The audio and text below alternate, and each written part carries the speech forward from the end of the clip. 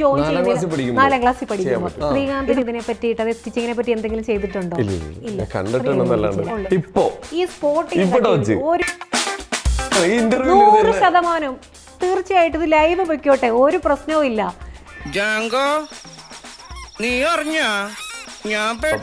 തയ്യൽ മെഷീന് തൊട്ട് തയ്ക്കാൻ ആരെ കൊണ്ട് പറ്റും? കാര്യം ഇപ്പൊ എല്ലാം ഓട്ടോമാറ്റിക് മെഷീനാണ്. ജസ്റ്റ് പ്രസ് ചെയ്താൽ ആരെ കൊണ്ട് ഇത് തയ്ച്ച് നമുക്ക് ഇപ്പൊ തന്നെ ട്രൈ ചെയ്ത് കളയാം. ബന്ധങ്ങളിലേക്ക് പോണോ ശിവൻകുട്ടി? റേഷൻ കട മറന്ന് മണ്ണെന്ന് വാങ്ങണോ? ആ കറക്റ്റ് സെന്ററിൽ നേരെ താഴത്തേക്ക് ഒരു 12 ഇഞ്ച് ഒന്ന് മാർക്ക് ചെയ്യാം. 12 സെന്റിമീറ്റർ മാർക്ക് ചെയ്താൽ മതി. നേരെ താഴത്തേക്ക് ഞാനൊരു താജ്മഹാള് പണിയും അണിഞ്ഞാലത് കുത്തപ്പീനാറാകും. നാളെ തൊട്ട് ശ്രീകാന്തിന്റെ ഒരു യൂട്യൂബ് ചാനൽ ഉണ്ടായിരിക്കും. സ്റ്റിച്ചിങ് ഈസി ആയിട്ട് പഠിക്കാം. ഇങ്ങനെ ഇരിക്കല്ലേ, ഇങ്ങനെ ഒരു കേർവ്, അതിലേക്ക് ചെറിയൊരു കേർവ്. ആ കേർവ് എൻഡ് ചെയ്യേണ്ടത് ആദ്യം 5.5 നിൽക്കുന്നിടത്തേക്ക് എൻഡ് ചെയ്യണം.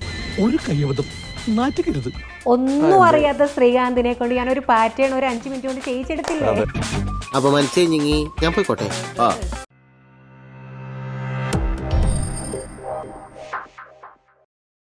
നമസ്കാരം, welcome to Jango space. It's me Sreenath K Janardhanan. അപ്പോൾ ഇന്ന് നമ്മുടെ കൂടെ ഒരു അതിഥിയുണ്ട്. ഈ അതിഥിക്ക് ഒരുപാട് പ്രത്യേകതകളുണ്ട്.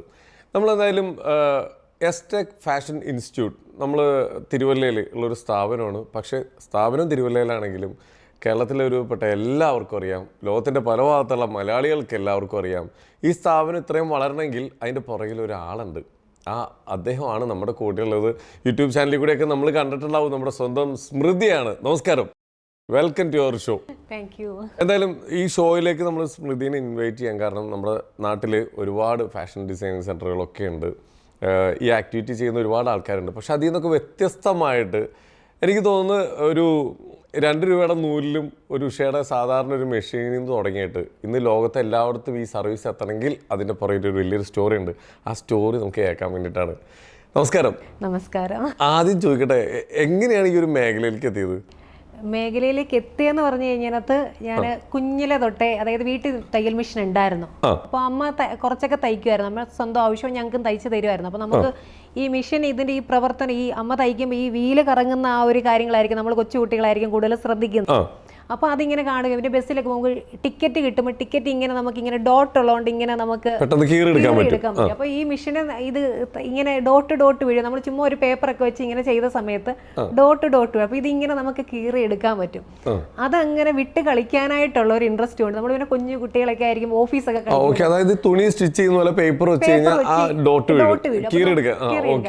പണ്ട് നമ്മൾ ഓർക്കുന്നുണ്ടോ? അതായത് നമ്മൾ ടൈലറിംഗ് മെഷീൻ എന്ന് പറഞ്ഞിട്ട് ഒരു വെള്ളക്കയിൽ ഇങ്ങനെ ഈർക്കിൽ കുത്തിയിട്ട് ഒരു ഇല വെച്ചിട്ട് ഇങ്ങനെ ചെയ്ത് കഴിയുമ്പോഴത്തേക്കിന് ചെറിയ ഡോട്ട് വീഴും. കൊച്ചുകുട്ടികളായിരിക്കും നമ്മൾ കളിക്കുന്ന ഒരു ഇതാണ്. അപ്പോൾ അത് ഈ ഡോട്ട് വീഴുമ്പോൾ നമുക്കതൊരു ഭംഗിയല്ല, ഇങ്ങനെ വിട്ട് കളിക്കാനായിട്ട്.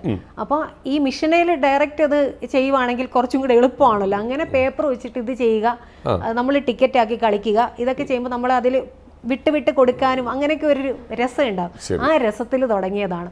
പിന്നെ വളരെ വൃത്തിക്ക് ലൈൻസ് ഒക്കെ ഇടാനായിട്ട് പഠിച്ചു. കറക്റ്റ് ബോക്സ് പോലെയും എല്ലാ ഷേപ്പിലും. അങ്ങനെ പെതിയെ ഞാൻ ഒരു 2ാം ക്ലാസ് തൊട്ട് ഈ മിഷനിലുള്ള പരിപാടികളുണ്ട്. നമുക്ക് ഇത് കറക്കി കളിക്കുക, ഇങ്ങനെയുള്ള കാര്യങ്ങൾ അമ്മ കാണും. അമ്മ നല്ല വഴക്കം കിട്ടാറുണ്ട്. കാര്യം ഇതിന്റെ ഈ നമ്മുടെ ഈ വീലും അതുപോലെ തന്നെ ഇതിന്റെ ബെൽറ്റ് എല്ലാം കുരുക്കി വെക്കും. പിന്നെ ഇത് തയ്ക്കാൻ കയറുന്നവർക്കാണ് ഇതിന്റെ ബുദ്ധിമുട്ടായിരുന്നു. ഇപ്പൊ നമുക്ക് ആ ബുദ്ധിമുട്ട് അറിയാം. അപ്പൊ അന്ന് ഈ മിഷനാ ഉള്ളത്, അന്ന് ഈ ചവിട്ടി തയ്ക്കുന്ന മിഷനാ ഉള്ളത്. അന്ന് ഈ പറഞ്ഞ പോലെ മോട്ടോർ വെച്ച മിഷനോ കാര്യങ്ങൾ. ഇത് രണ്ടാമത് ഈ ബെൽറ്റ് ഇട്ട് റെഡിയാക്കി എടുക്കുക എന്ന് പറയുന്നതൊക്കെ ഇച്ചിരി ഒരു ബുദ്ധിമുട്ടുള്ള കാര്യങ്ങളാണ്. അപ്പൊ അവരെ ആ ബുദ്ധിമുട്ടിനെ മനസ്സിലാക്കാതെ നമ്മൾ കുഞ്ഞു കുട്ടികളാകുമ്പോൾ നമ്മളിത് കളിക്കുക എന്നുള്ള രസം മാത്രമേ ഉള്ളൂ. അങ്ങോട്ടും ഇങ്ങോട്ടും മാറുന്ന സമയത്ത് ഇതിൽ കറക്കി കളിക്കുക, നൂലൊക്കെ ചുറ്റി ഒരു സൈഡിൽ വെക്കുക, നമുക്ക് ഡോട്ട് വീണ് കിട്ടും. അതാണ് നമുക്ക് വേണ്ടത്. ഒരു 4ാം ക്ലാസ് ഒക്കെ ആയ സമയത്ത് എനിക്ക് മാമൻ പണ്ട് വാങ്ങിച്ചു തന്ന ഒരു സ്കേർട്ട് ഉണ്ടായിരുന്നു, ചെറിയ വട്ടം പോലത്തെ ഡിസൈൻസ് ഒക്കെ ഉള്ള. അത് ആ സ്കേർട്ടിനെ മുകൾ ഭാഗം കട്ട് ചെയ്ത് വെറുതെ ഞാനൊരു ടോപ്പ് ചുമ്മാതെ ഇങ്ങനെ അടിച്ചിട്ട് ടോപ്പാക്കി. വേറെ സ്ലീവ് ഒന്നും ജോയിൻ ചെയ്യുന്നില്ല. 4ാം ക്ലാസ്സിൽ പഠിക്കുമ്പോൾ ഇത് പറഞ്ഞാൽ ചിലപ്പോൾ ആർക്കും വിശ്വാസം വരത്തില്ല. കാരണം 4ാം ക്ലാസ്സിൽ പഠിക്കുമ്പോൾ വെറുതെ നെക്കൊക്കെ കട്ട് ചെയ്തിട്ട് ഞാനിപ്പോൾ എൻ്റെ കുഞ്ഞിൻ്റെ പ്രായം, എൻ്റെ കുഞ്ഞിപ്പം 4ാം ക്ലാസ്സിലാണ് പഠിക്കുന്നത്. ഞാൻ വെറുതെ അവൻ ഈ പ്രായത്തിലാണോ ഞാനത് ചെയ്തത്? എനിക്കിപ്പോൾ സത്യം പറയാം എനിക്ക് പോലും ബുദ്ധിമുട്ടുണ്ട് ഓർക്കുമ്പം തന്നെ. കാര്യം അന്ന് ഞാനത് ചെയ്തു എന്നുള്ളതാണ്. അന്ന് വെറുതെ ചെയ്തൊരു പാറ്റേൺ, ജസ്റ്റ് ചുമ്മാ ഇങ്ങനെ അടിച്ചു, നെക്കും വെറുതെ കട്ട് ചെയ്തു. അത് മടക്കി അടിക്കാൻ അങ്ങനെയൊന്നും നമുക്കറിയില്ല. എനിക്ക് ആകെ അറിയുന്ന ഇങ്ങനെ ഒരു കാര്യം മാത്രമാണ്. ചുമ്മാതെ ഇങ്ങനെ വെച്ചടിക്കുമ്പോൾ അതൊന്നും നേരെ ആയിട്ട് ഒന്നുമില്ല. പക്ഷെ അത് തയ്ച്ച് ഞാൻ ഇട്ടു. തയ്ച്ചിട്ട് കഴിഞ്ഞിട്ട് ഓരോരുത്തരുടെ മുന്നേ ഞാൻ തയ്ച്ചെന്ന് പറയുമ്പോൾ അംഗീകരിക്കത്തില്ല. പിന്നെ ഞാനിത് തയ്ച്ചാണെന്ന് പറയാൻ പോകത്തില്ല, കളിയാക്കും, ചുമ്മാ ഓരോന്ന് പറയുകയാണെന്നുള്ള രീതിയിൽ.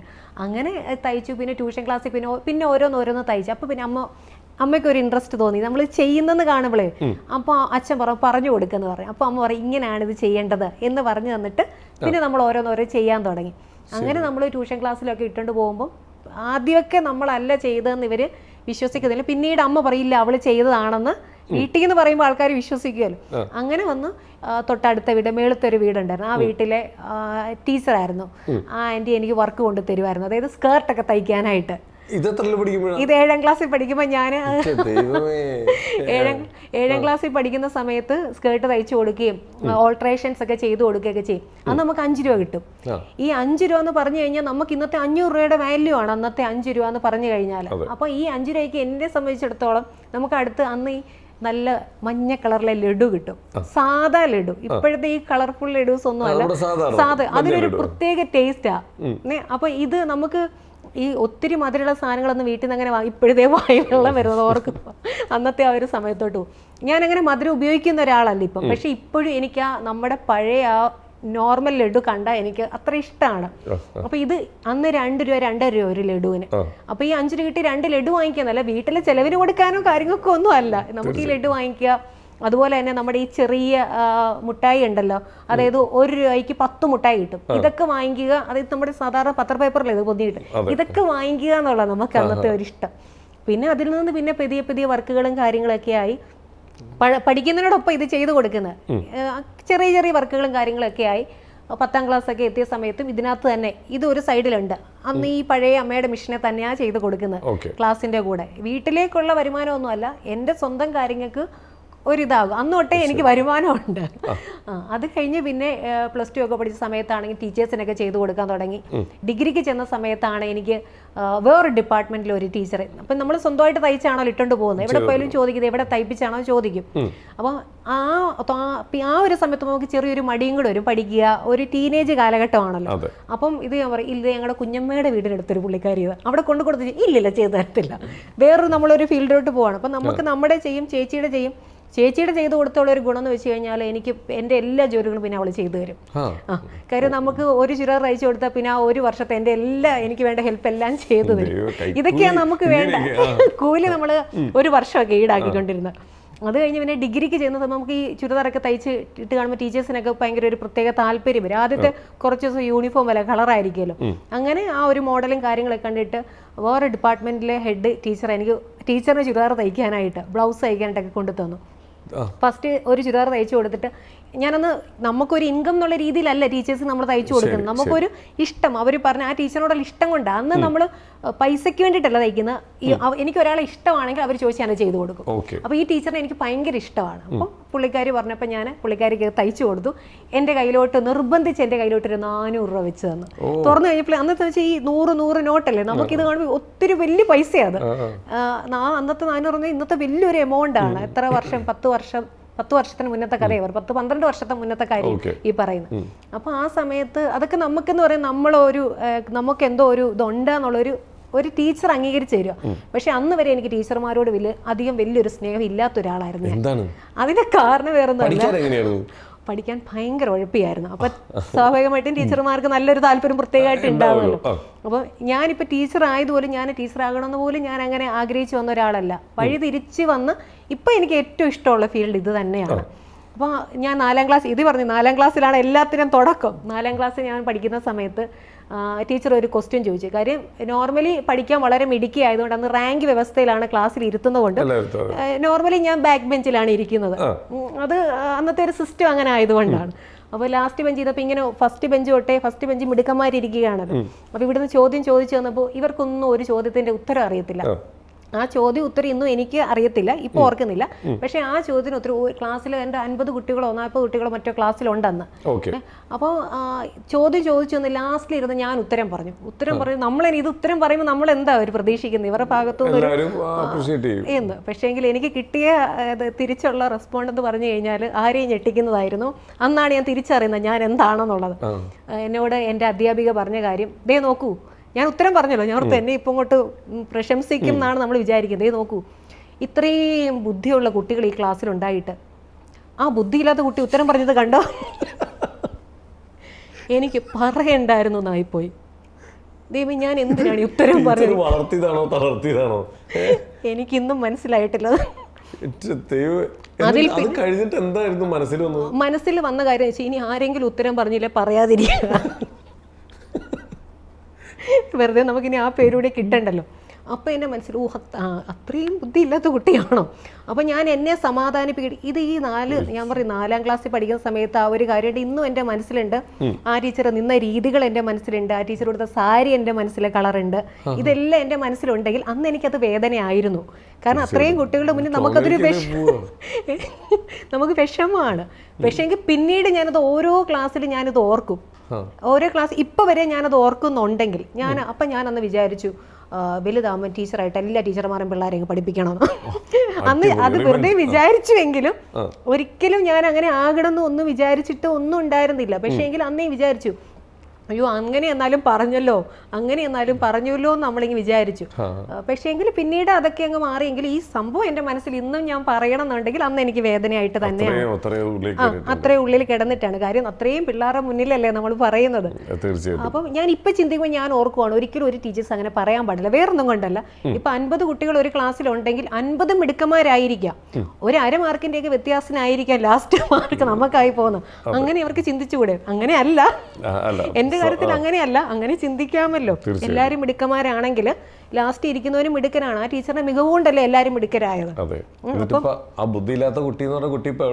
ബുദ്ധിയില്ലാത്ത കുട്ടിയാണ് ഇപ്പൊ എന്താ പറയുന്നത്, എല്ലാവർക്കും കണക്ക് പറഞ്ഞു കൊടുക്കുന്ന കാര്യം. സ്റ്റിച്ചിങ്ങിനകത്ത് നമുക്ക് കണക്കുകളുണ്ട്. ഈ കണക്കുകൾ ഞാൻ പണ്ട് പഠിച്ച സമയത്ത് നമുക്ക് എന്താണ് പൈയുടെ വാല്യൂ എന്നുള്ളത് എനിക്കറിയത്തില്ല. പക്ഷേ ഒരു അംബ്രല സ്കേർട്ട് വെട്ടിയ സമയത്ത് കൃത്യമായിട്ട് അതിന്റെ വാല്യൂ വരാനായിട്ട് ഞാൻ ഓർത്തു ഇതിനെ ഈ റേഷ്യോയിൽ ചെയ്യാം. ഞാൻ ഓർത്തു ഒരു സർക്കിൾ ഇതാണല്ലോ, സർക്കിളിന്റെ ഒരു സെന്റർ പോയിന്റ് ഉണ്ടാവുമല്ലോ. കാര്യം അംബ്രല സ്കേർട്ട് എന്ന് പറഞ്ഞ ഒരു സർക്കിളാണ് ആണല്ലോ. നമുക്ക് ഈ ഒരു ഇപ്പം നമ്മുടെ ഈ ഒരു ക്യാമറ ലൈറ്റ് ഒക്കെ വെച്ചിരിക്കുന്ന പോലെ ഒരു സർക്കിളാണ്. അപ്പം സ്കേർട്ട് ആ ഒരു ഷേപ്പിലാണ് വരുന്നത്. അപ്പം ഇത് പിള്ളേർക്ക് എളുപ്പത്തിൽ പറഞ്ഞു കൊടുക്കണമല്ലോ, ഇത് എവിടുന്ന് കറക്റ്റാണ് സെൻറ്ററിലാണ് വേസ്റ്റ് റൗണ്ട് വരേണ്ടത്. അപ്പം ഞാൻ ഓർത്തു പണ്ടത്തെ അതായത് മാത്സ് പഠിച്ചതിൻ്റെ ഒരു ഗുണം ഇതിനകത്ത് കറക്റ്റ് റേഡിയസ് വെച്ചിട്ട് നമുക്കിത് ചെയ്യാമല്ലോ. ആ റേഡിയസ് വെച്ചിട്ട് ഞാൻ പറഞ്ഞു കൊടുത്തു, കറക്റ്റ് നിങ്ങൾ ഇതിൻ്റെ റേഡിയസ് കണ്ടുപിടിച്ച് നമുക്ക് വേസ്റ്റ് റൗണ്ട് എവിടെ വരുമെന്നുള്ളത്. അങ്ങനെ ഞാൻ ഈ കണക്കിനകത്ത് കൂടുതൽ ഗവേഷണം നടത്താൻ തുടങ്ങി. അത് മിടുക്കിയായതിൻ്റെ പേരിലൊന്നുമല്ല, പക്ഷേ എനിക്ക് വേണ്ട എന്തൊക്കെയോ കാര്യങ്ങൾ, അതായത് എനിക്ക് ഭാവിയിൽ വേണ്ട എന്തൊക്കെയോ കാര്യങ്ങളിൽ എനിക്ക് പഠിച്ച സമയത്ത് ഇൻട്രസ്റ്റ് ഉണ്ടായിരിക്കാം. അതുകൊണ്ടായിരിക്കാം ഈ സർക്കിളിനകത്ത് എനിക്ക് ഇൻട്രസ്റ്റ് വന്നത്. അത് അപ്പോൾ പറഞ്ഞു അന്ന് ബുദ്ധിയില്ലാത്ത ആള് എന്ന് പറഞ്ഞപ്പോൾ ഞാൻ ഇത് ചെയ്ത് ഞാനത് വലിയ കാര്യമായിട്ട് തന്നെ കാണുന്നു. തീർച്ചയായിട്ടും ഈ ഇക്വേഷൻസ് ഒക്കെ നമുക്ക് പറഞ്ഞു തരുമ്പോൾ ഇപ്പോഴും പല കുട്ടികളും വിചാരിക്കും ഇതൊക്കെ പഠിച്ചിട്ട് ലൈഫിൽ ഞാനിത് എവിടെ കൊണ്ടുപോയിട്ട് യൂസ് ചെയ്യാന്നൊക്കെ ഞാനും പണ്ട് ചിന്തിച്ചിരുന്നു. പക്ഷേങ്കിൽ ഈ സർക്കിളിൻ്റെ വാല്യൂസും ഈ പറഞ്ഞ ഓരോ കാര്യങ്ങളും നമുക്ക് ജീവിതത്തിൽ പണ്ട് നമുക്ക് എന്താ പറയുന്നത്, തിലകൻ സാറ് പറഞ്ഞതുപോലെ എല്ലാം നമുക്ക് ആവശ്യമാണ് അല്ലേ. ഇത് ഓരോ ഭൂഗോളത്തിന്റെ ഓരോ സ്പന്ദനവും കണക്കിലാണെന്ന് പറഞ്ഞതുപോലെ നമുക്ക് നമ്മുടെ ബോഡിക്ക് എല്ലാത്തിനും ഒരു അനുപാതം ഉണ്ടാവും അല്ലേ. അതായത് നമുക്ക് ഷോൾഡർ ഇത്രയാണെങ്കിൽ അവരുടെ ഹൈറ്റ് ഇത്രയാകും എന്നൊക്കെയുള്ള ഒരു ഇതുണ്ടാവും, ഒരു സ്റ്റാൻഡേർഡ് സൈസ് ഉണ്ടാവും. ഇതിനെയൊക്കെ നമുക്ക് ടാലി ആക്കും നമ്മൾ കണക്കിലൂടെയാണ്. ഇപ്പോൾ ഒരാളുടെ ചെസ്റ്റ് വണ്ണം റൗണ്ടിൽ മെഷർമെന്റ് എടുത്തു കഴിഞ്ഞാൽ ഈ ക്ലോത്ത് എങ്ങനെ മടക്കി ഇടുന്നു അതിനെ ഡിപ്പെൻഡ് ചെയ്ത് നമ്മൾ ഇതിനെ 4ആയിട്ട് ആക്കണം. അങ്ങനെ പല പല കാര്യങ്ങൾ ഇതൊക്കെ നമുക്ക് കണക്കിലൂടെ നമുക്ക് ചെയ്യാൻ പറ്റുള്ളൂ.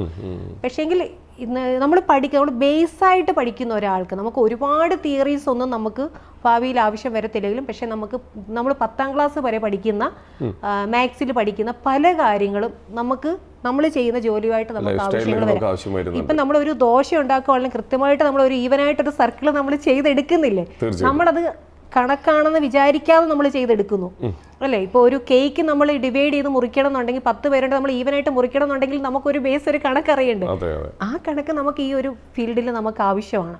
പക്ഷേങ്കിൽ പഠിക്കാൻ വിട്ടപ്പോൾ ആ കൂട്ടാനും കുറയ്ക്കാനും ഗുണിക്കാനും ഹരിക്കാനും പഠിച്ചത് കൊണ്ടായിരിക്കാം എനിക്ക് ചെയ്യാൻ പറ്റി. അതുപോലെ തന്നെ ഞാൻ പഠിപ്പിച്ചു കൊടുക്കുന്ന പ്രൊഫസർമാരെയാണ്, റിട്ടയർഡ് പ്രൊഫസർമാർക്ക് ഞാൻ ക്ലാസ് എടുക്കുന്നുണ്ട് യൂണിവേഴ്സിറ്റിയിൽ. അപ്പോൾ ഈ മാത്സിൻ്റെ ഒക്കെ പ്രൊഫസറായിട്ടുള്ളവർ ഞാൻ ഈ ഒരു റേഡിയസ് വെച്ച് പറയുമ്പോൾ അവർ വളരെ സിമ്പിളായിട്ട് എനിക്ക് ഇക്വേഷൻ ഇങ്ങോട്ട് ഇട്ട് തന്നു.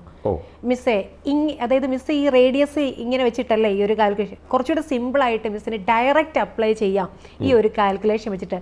ഞാനൊരു വീഡിയോയും ചെയ്തിട്ടുണ്ട്. ഞാൻ പറയാം എനിക്കൊരു പ്രൊഫസർ, ഞാൻ ഒരു സ്റ്റുഡൻറ്റ് പഠിപ്പിച്ചു തന്നതാണ് എന്ന് പറഞ്ഞിട്ട് എൻ്റെ പുള്ളിക്കാരിക്ക് നമ്മൾ എന്താ പറയുന്നത് ദക്ഷിണ കൊടുത്ത് നിൽക്കേണ്ട ആളാണ് എൻ്റെ സ്റ്റുഡൻ്റായിട്ട് എനിക്ക് വന്നത്. പക്ഷെ അതൊക്കെ എൻ്റെ ഒരു ദൈവം നമുക്ക് അനുഗ്രഹങ്ങളെന്നൊക്കെ പറയാം. കാര്യം പണ്ട് ഒരുപാട് ടീച്ചേഴ്സ് നമുക്ക് എന്താ പറയുക നമ്മളെ താഴ്ത്തി പറഞ്ഞിട്ടുണ്ടെങ്കിലും എത്രയോ വലിയ ആൾക്കാർ ഇന്ന് നമ്മുടെ കോഴ്സ് പഠിച്ചിട്ട് എന്നെ ടീച്ചർ എന്ന് വിളിക്കുന്നു.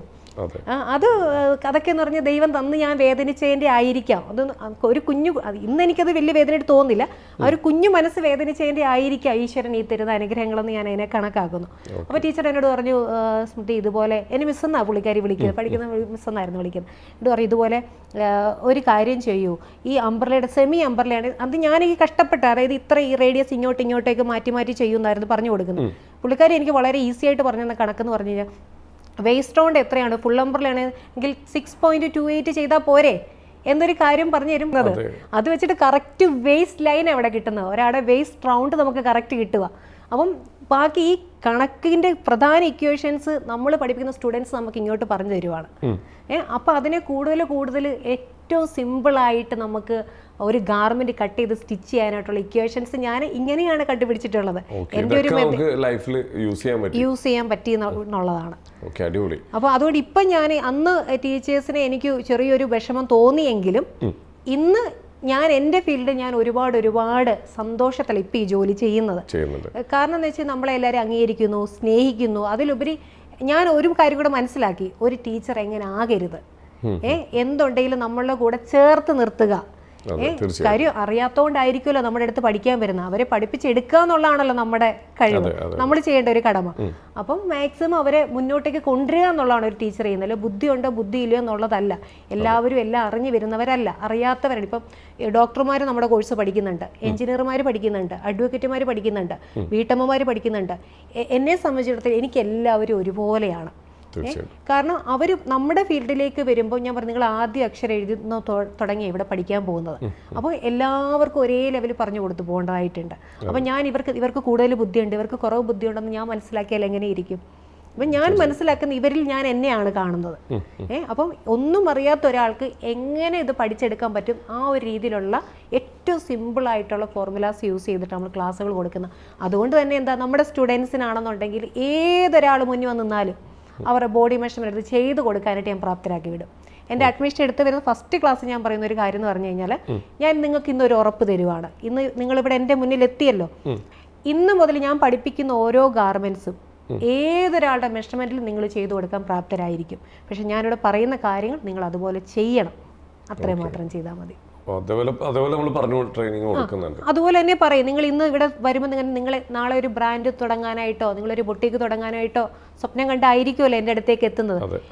നിങ്ങൾ ഇന്ന് തന്നെ ആ ബ്രാൻഡ് നെയിം കണ്ടെത്തുക, നിങ്ങൾ ഇന്ന് തന്നെ അതിന് വേണ്ടിയിട്ടുള്ള കാര്യങ്ങൾ ചെയ്യുക. കാരണം ഈ ആഴ്ച നമുക്ക് ഈ ഗാർമെൻറ്റ് തയ്ച്ച് നിങ്ങൾക്ക് പോസ്റ്റ് ഇടണം, ഞാൻ തുടങ്ങി, നിങ്ങൾ പഠിച്ചു തുടങ്ങുന്നതല്ല അറിയിക്കേണ്ടത്, നിങ്ങളിതേ പ്രൊഫഷണലായിട്ട് വർക്ക് എടുത്ത് തുടങ്ങി, ധൈര്യമായിട്ട് എടുത്തോ, ഞാൻ കൂടെ ഉണ്ട്, ആ ഉറപ്പാണ് ഞാൻ കൊടുക്കുന്നത്. ഇപ്പൊ ഒരുപാട് സ്ഥാപനങ്ങൾ ഇപ്പോൾ നമ്മുടെ ചുറ്റും ഇതേപോലെ ഇൻസ്റ്റിറ്റ്യൂട്ടുകൾ വരുന്നുണ്ട്. ഇപ്പൊ നമ്മൾ കൊടുക്കുന്ന ഒരു സ്പെഷ്യാലിറ്റി എന്താണെന്ന് വെച്ച് കഴിഞ്ഞാൽ, ഇപ്പൊ ഈ പറയുന്ന പോലെ കുറെ കമന്റുകളിൽ കണ്ടാണ് ഇപ്പൊ മെഷീനറീസ് ഒക്കെ യൂസ് ചെയ്തേക്കുന്നതും. നമ്മൾ പ്രൊഫഷണൽ ആയിട്ട് തന്നെയാണ് കോഴ്സ് കൊടുക്കുന്നത്. പ്രൊഫഷണൽ എന്ന് പറയുമ്പോൾ നമുക്ക് ഏത് മെഷീൻ നമുക്ക് ക്ലാസ് കൊടുക്കാം. ഇപ്പം നമ്മളൊരു സാധാ മെഷീനും ഒരു പ്രൊഫഷണൽ മെഷീൻസ് നമ്മളുള്ളൊരു വ്യത്യാസം എന്ന് പറഞ്ഞു കഴിഞ്ഞാൽ, പവർ മെഷീൻസ് നമ്മളുടെ വ്യത്യാസം എന്ന് പറയുന്നത്, സാധാ മെഷീനിൽ നമുക്ക് ഒരു ദിവസം നമുക്കൊരു 5 എണ്ണം സ്റ്റിച്ച് ചെയ്യുവാണെന്നുണ്ടെങ്കിൽ നമുക്ക് ഈ പറഞ്ഞതുപോലെ ഇൻഡസ്ട്രിയൽ മെഷീൻസിലൊക്കെ നമുക്ക് ഈ 5 എണ്ണം തയ്ക്കുന്ന നേരത്തെ നമുക്ക് 20 എണ്ണം സ്റ്റിച്ച് ചെയ്ത് ഇറക്കാൻ പറ്റും. എത്രയാണെന്ന് പറഞ്ഞാൽ നമ്മളൊരു സാധാ മെഷീനിലായിരിക്കും എല്ലാവരും സ്റ്റാർട്ട് ചെയ്യുന്നത്. എന്നിട്ട് കുറച്ച് നാൾ കഴിയുമ്പോൾ ഇവർ എന്തായാലും ഇത് അപ്ഗ്രേഡ് ചെയ്യുന്ന സമയത്ത് ഇവർ ഈ പറഞ്ഞതുപോലെ പവർ മിഷൻസ് എടുക്കും. ആ സമയത്ത് ഈ മിഷൻ അവിടെ ഒരു സൈഡിൽ കിടക്കത്തേ ഉള്ളൂ. അപ്പം ഞാൻ നിങ്ങൾ പറഞ്ഞു നിങ്ങൾക്ക് എങ്ങനെയാണോ നിങ്ങൾക്ക് ഏത് വാങ്ങിക്കാനുള്ള താല്പര്യം അത് വാങ്ങിച്ചു. പക്ഷേ എങ്കിൽ ഞാൻ കൂടുതലും സജസ്റ്റ് ചെയ്യും നിങ്ങൾ ബിസിനസ് തുടങ്ങാനാണോ നിങ്ങൾ പവർ മിഷൻസ് എടുത്ത്. അതുകൊണ്ട് തന്നെ ഞാൻ എൻ്റെ സ്റ്റുഡൻസിന് നമ്മുടെ ഇൻസ്റ്റിറ്റ്യൂട്ടിൽ പവർ മിഷൻസിലാണ് ക്ലാസ് കൊടുക്കുന്നത്. സാധാ ഒരു മിഷൻ പോലും നമുക്കില്ല, പവർ മിഷൻസിലാണ് നമ്മുടെ ഇൻസ്റ്റിറ്റ്യൂട്ടിൽ നമ്മൾ കുട്ടികൾക്ക് ട്രെയിനിങ് കൊടുക്കുന്നത്. കാര്യം ആ രീതിയിൽ അവരെ കൊണ്ടുവരികയാണ്. കാര്യം നാളെ ഇവർ പവർ മിഷൻസ് എടുത്തിട്ട് ഇനി അതിൻ്റെ സ്പീഡും കാര്യങ്ങളും ബാലൻസ് ചെയ്യാൻ പഠിക്കാനായിട്ട് വേറെടുത്ത് പോകേണ്ട കാര്യമില്ല. പഠിച്ചു തുടങ്ങുമ്പോൾ തന്നെ നിങ്ങൾ വർക്ക് എടുത്തോളൂ, പഠിച്ചു തുടങ്ങുമ്പോൾ തന്നെ നിങ്ങൾ പ്രൊഫഷണലായിട്ട് തന്നെ തുടങ്ങിക്കോളൂ എന്നാണ് ഞാൻ പറഞ്ഞു. ആ ഒരു ഉറപ്പ് അത് 100% ഉറപ്പാണ്.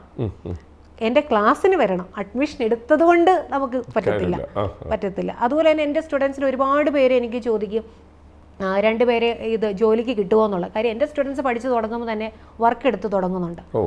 ആദ്യത്തെ മാസത്തെ അവർ ഫീസ് ആയിരിക്കും അവരുടെ കയ്യിൽ നിന്ന് അടച്ചിട്ടുള്ളത്. 2ാമത്തെ മാസത്തെ തൊട്ട് ഫീസ് അവർക്ക് കിട്ടുന്ന അവർക്ക് ലഭിക്കുന്ന അതായത് സ്റ്റിച്ച് ചെയ്ത് കൊടുത്ത് കിട്ടുന്ന ഏണിങ്സിൽ നിന്ന് അവർ അടയ്ക്കാൻ തുടങ്ങുന്നുണ്ട്.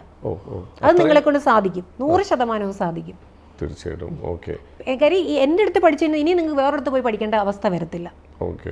ഈ ഒരു കാര്യം കൂടെ, ഇപ്പം നമുക്ക് വരുന്ന സ്റ്റുഡൻസിനെ തന്നെ ഒരു വർഷത്തിനുള്ളിൽ അവർ തന്നെ മോഡൽസിനെ പ്രിപ്പയർ ചെയ്ത് റാമ്പിൽ ഇറക്കുന്ന ഒരു ഓപ്ഷനും കൂടി കാണുന്നുണ്ട്. അപ്പൊ ആ ഒരു കോൺഫിഡൻസ് എങ്ങനെ കൊടുക്കുന്നത് അവർക്ക്? ആ ഒരു കോൺഫിഡൻസ് എന്ന് പറയുന്നത് നമുക്കിപ്പം നമ്മുടെ കോഴ്സ് എന്ന് പറയാൻ 3 മാസം മുതൽ 2 വർഷത്തെ ഡിപ്ലോമ കോഴ്സുകൾ വരെ നമ്മൾ കൊടുക്കുന്നുണ്ട്. ഇതിൽ നമുക്ക് 1 ഇയർ കോഴ്സും 2 ഇയർ ഡിപ്ലോമ കോഴ്സുകാർക്ക് ഫാഷൻ ഷോ അറ്റൻഡ് ചെയ്യാനായിട്ട് സാധിക്കും. നമുക്ക് ഏറ്റവും കൂടുതൽ ഓൺലൈൻ സ്റ്റുഡൻസ് ആണുള്ളത്. നമുക്ക് എല്ലാ രാജ്യങ്ങളിലും നമ്മുടെ സ്റ്റുഡൻസ് പഠിക്കുന്നുണ്ട്. അപ്പോൾ നമ്മൾ ഓൺലൈനിലെ സ്റ്റുഡൻസിന് എങ്ങനെ ഫാഷൻ ഷോ അറ്റൻഡ് ചെയ്യാൻ സാധിക്കുക എന്നുള്ളത് ആദ്യം നമുക്ക് ചിന്തയിൽ വന്നപ്പോൾ ഒരു ബുദ്ധിമുട്ടാണ്. അപ്പം ഞാൻ അതിന് കണ്ടുപിടിച്ചൊരു സൊല്യൂഷൻ എന്ന് പറഞ്ഞു കഴിഞ്ഞാൽ കാര്യം ഇവർക്ക് പഠിക്കാൻ നേരിട്ട് വരാൻ പറ്റുന്നില്ല, ഓൺലൈനിലാണ് പഠിക്കുന്നത്. നിങ്ങൾക്ക് ഓൺലൈനിൽ ഷോ അറ്റൻഡ് ചെയ്യാം. അതിൻ്റെ കാര്യം നമ്മൾ ചെയ്ത് കൊടുക്കുന്നത് നേരിട്ട് വന്ന് അറ്റൻഡ് ചെയ്യാൻ വരുന്നവർ നേരിട്ട് തന്നെ വന്ന് അറ്റൻഡ് ചെയ്തോട്ടെ. ഇനി നേരിട്ട് വരാൻ പറ്റാത്തവർക്ക് നമ്മൾ മോഡൽസിനെ അറേഞ്ച് ചെയ്ത് കൊടുത്തിട്ട് മോഡൽസിനെ മെഷർമെൻറ്റ് സ്റ്റുഡൻസിലേക്ക് അയച്ചു കൊടുക്കും. അവർ ഈ പറഞ്ഞ പോലെ യൂറോപ്യൻ കൺട്രീസിലൊക്കെ ഇരുന്നിട്ടാണ് ആ ഡ്രസ്സ് ഡിസൈൻ, അവിടുത്തെ മെറ്റീരിയൽസ് ആണ് ഇങ്ങോട്ടേക്ക് വരുന്നത്. അപ്പോൾ അവിടുന്ന് നമ്മൾ അവിടുത്തെ മെറ്റീരിയൽസ് എടുത്ത് അവർ ഡിസൈൻ ചെയ്ത് നമ്മുടെ ഇൻസ്റ്റിറ്റ്യൂട്ടിലേക്ക് നമുക്ക് അവർ അയച്ചു തരും. അത് നമ്മളായിട്ട് തന്നെ റാമ്പിൽ പ്രസൻറ്റ് ചെയ്യും. ഇനി നേരിട്ട് വരാൻ പറ്റുന്നവർ മുന്നേ ഡേറ്റും കാര്യങ്ങളും നമ്മൾ അറിയിക്കുന്നുണ്ട്. അവർ നേരിട്ട് തന്നെ വന്നിട്ട് ഷോ അറ്റൻഡ് ചെയ്യും, മോഡൽസിനെയൊക്കെ അറേഞ്ച് ചെയ്തിട്ട് അറ്റൻഡ് ചെയ്യും. ഇനി വീട്ടമ്മമാരെ പഠിക്കുന്നവരുണ്ട്, ഞാൻ പറഞ്ഞു നിങ്ങൾക്കും മോഡലായിട്ട് റാമ്പിൽ കയറാം. അവർ തന്നെ അവരെ ഡ്രസ്സ് ഇട്ടിട്ട് പ്രസൻറ്റ് ചെയ്യും. അതാണ് എനിക്ക് ഏറ്റവും സന്തോഷം. നിങ്ങളുടെ ഡിസൈനർ തന്നെ മോഡലായിട്ട് കയറുക എന്നുള്ളതിൽ പരം എന്താണ് കാര്യം? ആ ഡ്രസ്സ് അത്രയും ഭംഗിയായിട്ട് അവരിൽ കഴിഞ്ഞ് വേറെ ആർക്ക് പ്രസന്റ് ചെയ്യാനായിട്ട് സാധിക്കും. ഇനി ഇല്ല പറ്റുന്നില്ലെങ്കിൽ നിങ്ങൾ മോഡൽസിനെ വെച്ച് ചെയ്തോളൂ. അങ്ങനെയാണ് 2ാമത്തെ ഒരു ഓപ്ഷൻ ഉള്ളത്. ഇതിൽ ഏറ്റവും വലിയ രസകരമായിട്ടുള്ള സംഭവം എന്ന് വെച്ച് കഴിഞ്ഞാൽ എനിക്ക് ഈ പറഞ്ഞതുപോലെ വിദേശത്തു നിന്നൊക്കെ ഒരുപാട് പാഴ്സലുകളാണ് വരുന്നത്, സ്റ്റുഡൻസ് ഡ്രസ്സ് അയക്കുന്നത്. ഇത് കസ്റ്റംസിൽ പിടിച്ചു വെക്കും. വെക്കുന്ന വെച്ചാൽ ഇവർ കാര്യം എന്ന് വെച്ചാൽ നമ്മൾ ഈ പറഞ്ഞതുപോലെ അതായത് നമ്മൾ ഈ പറയുന്ന പോലെ ഇമ്പോർട്ട് എക്സ്പോർട്ട് ലൈസൻസ് വരെ ഇത് വരണം. ഒരു പരിധിയിൽ കൂടുതൽ വന്ന് കഴിയുമ്പോഴത്തേക്കിന് ഞാനിവിടെ ഇത് സെയിൽ ചെയ്യാനാണെന്നുള്ളൊരു തെറ്റിദ്ധാരണയാണ്. പിന്നെ ഇത് നമ്മൾ ലെറ്ററും കാര്യങ്ങളൊക്കെ സബ്മിറ്റ് ചെയ്ത് ഇത് പഠന ആവശ്യമാണ്, ഷോയ്ക്ക് വേണ്ടിയിട്ടുള്ളതാണ് എന്നൊക്കെ പറഞ്ഞു കഴിയുമ്പോഴാണ് ഷോയുടെ തലേന്നൊക്കെ ആയിരിക്കും റിലീസ് ചെയ്ത് കിട്ടുന്നത് ഡ്രസ്സൊക്കെ. കാര്യം അത്രയും പെർഫെക്ഷനുള്ള ഡ്രസ്സുകളാണ് വരുന്നത്. നമ്മുടെ മുന്നേയുള്ള ഷോസ് ഒക്കെ ഒന്ന് കണ്ടു കഴിഞ്ഞാൽ മനസ്സിലാക്കും ഒരു വീട്ടമ്മമാര് ചെയ്യുന്ന വർക്കുകളാണ്. അതെ, ഇപ്പൊ ഓരോ ദിവസം പഠിക്കുന്ന തന്നെയാണ് അവർ ചെയ്യുന്ന വർക്ക് അത്രയും പെർഫെക്ഷനോട് കൂട്ടിയിട്ടാണ്. ഇല്ല, ഏജ് ലിമിറ്റ് ഇല്ല. എത്ര പ്രായമാണെങ്കിലും നിങ്ങൾക്ക് മനസ്സുണ്ടെങ്കിൽ നിങ്ങളുടെ മനസ്സ് പോലെയാണ് താല്പര്യമാണെങ്കിൽ നിങ്ങൾക്ക് പഠിക്കാൻ സാധിക്കും. ഏത് ഏജ് ലിമിറ്റ് വരുന്നത്? അങ്ങനത്തെ പല കാറ്റഗറിയിൽ ആൾക്കാർ വരുന്നുണ്ട്. അല്ല, ഈ ലോക്കോ പൈലറ്റ് അടക്കം വരുന്നുണ്ട്. അതെ ഉണ്ട്. ടീച്ചേഴ്സ് ഉണ്ട്, റിട്ടയർഡ് ആയിട്ടുള്ള ഒരുപാട് ടീച്ചേഴ്സ് ഉണ്ട്, പ്രൊഫസർമാർ പഠിക്കുന്നുണ്ട്. കൂടാതെ നമ്മളൊരു 10 മെയിൽസിനും ക്ലാസ് കൊടുക്കുന്നുണ്ട്. ലേഡീസിന് മാത്രമായിരുന്നു ഞാൻ കോഴ്സ് തുടങ്ങിയിട്ടുണ്ട്. വരുന്നുണ്ട് ഈ പറഞ്ഞതുപോലെ നേഴ്സുമാർ വരുന്നുണ്ട്. അവരിപ്പോൾ പറഞ്ഞ കാര്യം ആ ഫീൽഡ് വിട്ടിട്ട് ഇപ്പം ഇത് മെയിൻ പ്രൊഫഷനാക്കി ചെയ്തു പോവുകയാണ്. കാര്യം ഇതൊരു ജോലിയോടൊപ്പം പഠിച്ചു കഴിയുമ്പോൾ അവർ ബിസിനസ് സ്റ്റാർട്ട് ചെയ്യുവാണ്. അപ്പോൾ അവർ പറഞ്ഞ കാര്യം നേരത്തെ ഉള്ള കൊളീഗ്സിനും കാര്യങ്ങൾക്കൊക്കെ സ്റ്റിച്ച് ചെയ്ത് പഠിച്ചു തുടങ്ങുമ്പോൾ തന്നെ ഇവർ അവർക്കാണ് ചെയ്ത് കൊടുക്കുന്നത്. അതുപോലെ തന്നെ എൻ്റെ സീനിയറായിട്ട് പഠിച്ച ഒരു കോളേജിൽ പഠിച്ച ഒരു പുള്ളിക്കാരി എഞ്ചിനീയർ ആയിരുന്നു, ഹസ്ബൻഡും വൈഫും. പുള്ളിക്കാരി ആ ഫീൽഡ് വിട്ടിട്ട് ഇപ്പം നമ്മുടെ നാട്ടിൽ തന്നെ ഡിസൈനിങ് സെന്റർ സ്റ്റാർട്ട് ചെയ്തു. ഇപ്പൊ പഠിച്ച് കംപ്ലീറ്റ് ആയിട്ടില്ല, ഇനി 1 മാസം കൂടെ ഉണ്ട് തീരാനായിട്ട്. ചെയ്ത വർക്കുകളാണ് അവിടെ ഇട്ടേക്കുന്നത്. നമ്മുടെ കൂടെ പഠിച്ചുകൊണ്ടിരിക്കുമ്പോൾ തന്നെ പാരലി അവരും വേറെ വർക്കുകൾ സ്റ്റാർട്ട് ചെയ്യുന്നു, സ്ഥാപനങ്ങൾ തുടങ്ങുന്നു. നമ്മുടെ കോഴ്സ് പഠിക്കുന്ന ഏതൊരു സ്റ്റുഡൻറ്റ് ഞാൻ പറയുമല്ലോ അവരുടെ അടുത്ത്, നിങ്ങൾ ധൈര്യമായിട്ട് വർക്ക് എടുത്ത് ചെയ്തോ. അവർ പഠിച്ചൊരു 3 മാസം ആകുമ്പോൾ തന്നെ ഷോപ്പ് എന്തായാലും സ്റ്റാർട്ട് ചെയ്യും. കാര്യം അതിനുള്ള കോൺഫിഡൻസ് അവർക്കായി. ഞാൻ പറയുന്ന കാര്യം നിങ്ങൾ ഈ ആഴ്ച തന്നെ സ്റ്റാർട്ട് ചെയ്തോളാനാ പറയുന്നത്. ഒരു 3 മാസം കഴിയുമ്പം സ്റ്റാർട്ട് ചെയ്യുവാണ് ചെയ്യുന്നത്. പലരെയും മക്കളും ഈ പറഞ്ഞ ഹസ്ബൻഡുമാണ് അവിടെ കൊണ്ട് പഠിക്കാനായിട്ട് വിടുന്നത്. പലരും വിദേശത്തൊക്കെ നിന്നൊക്കെ നാട്ടിൽ വന്നിട്ട് അവിടെ ഇരുന്ന് വീഡിയോ കണ്ടിട്ട്, ഹസ്ബൻഡ് ഇരുന്ന് വീഡിയോ കണ്ടിട്ട് വൈഫിനെ നിർബന്ധിച്ചു കൊണ്ട് വിടുന്നവരുണ്ട്. ഇത് പഠിക്കാൻ വേണ്ടിയിട്ട്.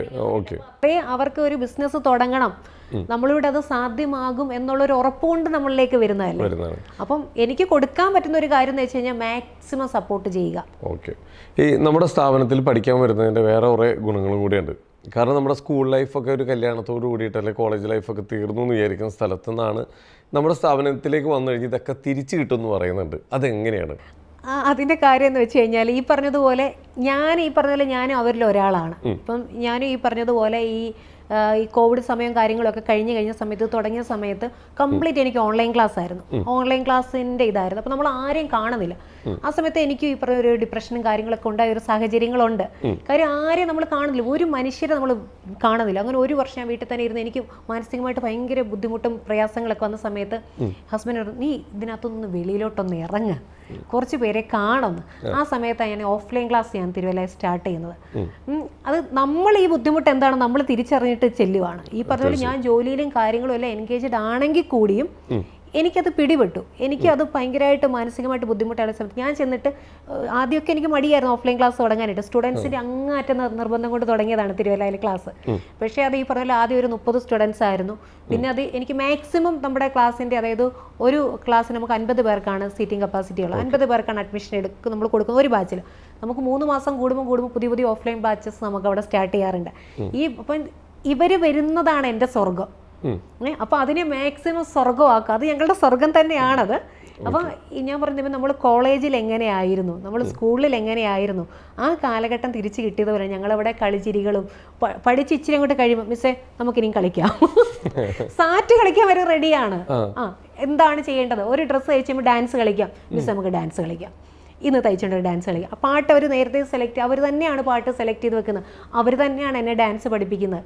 എനിക്ക് ഡാൻസ് ഞാൻ ഇന്നേ വരെ ഞാൻ ചെയ്തിട്ടുള്ള ഒരാളല്ല, ഇപ്പോഴാണ് ഈ ഡാൻസ് ഒക്കെ ചെയ്യാൻ തുടങ്ങിയത്. പണ്ട് ഡാൻസ് പഠിപ്പിക്കാൻ 4 വർഷം എന്നെ വിട്ടായിരുന്നു വീട്ടിൽ നിന്ന്. 4 വർഷം വിട്ടപ്പോൾ ഞാൻ ഒറ്റ സ്റ്റെപ്പ് മാത്രമേ പഠിച്ചുള്ളൂ. അപ്പോൾ ആ ടീച്ചർ പറഞ്ഞു ഇനി ഇങ്ങോട്ടേക്ക് വരണ്ട. ഈ ഡാൻസിന്റെ ഒക്കെ പുറകിൽ നമ്മുടെ സ്റ്റാഫുകളുടെ ആരെങ്കിലും കൈയുണ്ടോ? തീർച്ചയായിട്ടും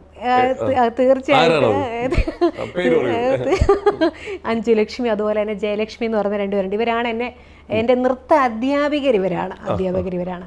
അപ്പം എങ്ങനെയാ സ്റ്റെപ്പ് ഇടണമെന്നും എന്തിനു പറയണേ, ബിബിൻ പോലും ഞങ്ങൾക്ക് ആകെ ഒരു ആൺതരികയുള്ളൂ അവിടെ. അതാണ് ഞങ്ങളുടെ ബിബിൻ മോൻ. അപ്പം ഞങ്ങൾക്ക് ഈ പറഞ്ഞതുപോലെ എനിക്ക് നേരത്തെ ഞാനായിരുന്നു ക്യാമറയും ഈ പറഞ്ഞതുപോലെ എല്ലാ കാര്യങ്ങളും ലൈറ്റ് അറേഞ്ച്മെന്റ്സും എല്ലാം ഞാൻ തന്നെയായിരുന്നു. ഒരു പരിധി കഴിഞ്ഞ് കഴിഞ്ഞപ്പോഴത്തേക്ക് എനിക്കിത് നമുക്ക് സ്വയം മാനേജ് ചെയ്യാൻ പറ്റാത്ത ലെവലിൽ വന്നപ്പോഴത്തേക്കിനും വേറെ ഒരുപാട് കോഴ്സസ് ഉണ്ടല്ലോ നമുക്ക്, ഇതിൻ്റെ എല്ലാ എഡിറ്റിംഗ് കൂടെ എനിക്ക് പറ്റാൻ വന്നപ്പോഴാണ് ബിബിമോനെ അവിടെ അപ്പോയിന്റ് ചെയ്യുന്നത്. അപ്പം ഞങ്ങൾ 10-12 സ്ത്രീകൾ മാത്രം ഉള്ളിടത്തേക്ക് ഒരു എന്ന് പറയും, നിന്നെ നീ തന്നെ കാത്തോളും. ഞാൻ ഇന്റർവ്യൂ ചെയ്തപ്പോൾ അവനോട് അത് മാത്രമേ ഞാൻ പറഞ്ഞു, നിന്നെ നീ തന്നെ കാത്തോണം എന്ന് പറയണ്ടാണ് അവനെ ഞാൻ അവിടേക്ക് എടുക്കുന്നത്. ഞെട്ടുന്നുണ്ട്. കാര്യം വെച്ചാൽ എൻ്റെ അടുത്തേക്ക് ഞാൻ ഇവരെയൊന്നും എൻ്റെ സ്റ്റാഫായിട്ടല്ല, എൻ്റെ സഹോദരങ്ങളായിട്ടാണ്, എൻ്റെ കൂടപ്പറപ്പുകളായിട്ടാണ് കാണുന്നത്. അതുകൊണ്ട് തന്നെയാണ് അവിടെ മനോഹരമാകുന്നതും. കാര്യം അവിടെ ജോലി ചെയ്യുന്നത് ഞാനാണ്, അവരാണ് അതിന്റെ ഓണേഴ്സ്. കാര്യം അവർ പറയുന്നത് ഇന്ന് ചെയ്യൂ, രാവിലെ 5 വന്നിട്ട് ഇന്ന് ലിസ്റ്റ് തരും, ഇന്ന ക്ലാസ് ആണ് ഇന്ന് എടുക്കേണ്ടത്, നാളെ അടുത്ത ക്ലാസ് ആണ് ഇത് എടുക്കേണ്ടത്, ഇവർ പറഞ്ഞു തരുമ്പോൾ അവിടെ ഞാനാണല്ലോ ജോലി ചെയ്യുന്നത്. അപ്പൊ ഞാൻ അവരിൽ ഒരാളാണ്. അപ്പം പിന്നെ കാര്യങ്ങളെ കൺട്രോൾ ചെയ്യാനായിട്ടുള്ള ആൾക്കാരുണ്ട് എല്ലാത്തിനും. പിന്നെ എല്ലാ കാര്യത്തിനും എന്നെ ഇങ്ങനെ നീ ഇതെല്ലാം പോയി ചെയ്തോളൂ, ബാക്കി എല്ലാം ഞാൻ നോക്കിക്കോളാം എന്ന് പറയുന്ന ഒരു ഹസ്ബൻഡ് എനിക്കുള്ളത് കൊണ്ടാണ് എനിക്കിങ്ങനെ ഇറങ്ങാൻ പറ്റുന്നത്. എല്ലാ കാര്യങ്ങളും ഒരു ബാക്ക് ബോൺ ആയിട്ട് കൂടെയുണ്ട്. നമുക്ക് ആ കഥയിലേക്ക് വരാം. അതിനു മുമ്പ് ഒരു കുറച്ച് കാര്യം കൂടി, ഇതെല്ലാം മാറ്റി വെച്ച് കഴിഞ്ഞാൽ ഇത് തുടങ്ങിയ ഒരു കാലഘട്ടമുണ്ട്. ഈ തുടങ്ങിയ കാലഘട്ടത്തിൽ ഈ ക്യാമറ ഷൂട്ട് ചെയ്ത് തരാനൊന്നും ആരും ഉണ്ടായിരുന്നില്ല. അന്നത്തെ ആ സ്റ്റോറീസ് എല്ലാവരും നിങ്ങളുടെ എന്താ പറയാ, നമ്മുടെ ആ ആ സർക്കിളിലുള്ള പലരും എനിക്ക് ഇങ്ങനെ മെസ്സേജ് അയച്ച് ചോദിച്ചിട്ടുണ്ട്, മാഡത്തിനോട് ഇതൊക്കെ ഒന്ന് ചോദിക്കണേ എന്ന് പറഞ്ഞിട്ടുണ്ട്. എന്താണ് അതിൻ്റെ പുറകിലെ സ്റ്റോറി എന്താണ്? തുടക്ക സമയത്ത് എന്ന് പറയുമ്പോൾ അന്ന് എനിക്കൊന്ന് 9,000 രൂപയുടെ ഒരു സാധാ ഒരു മൊബൈലാണ് നമ്മുടെ കയ്യിൽ ഇരിക്കുന്നത്.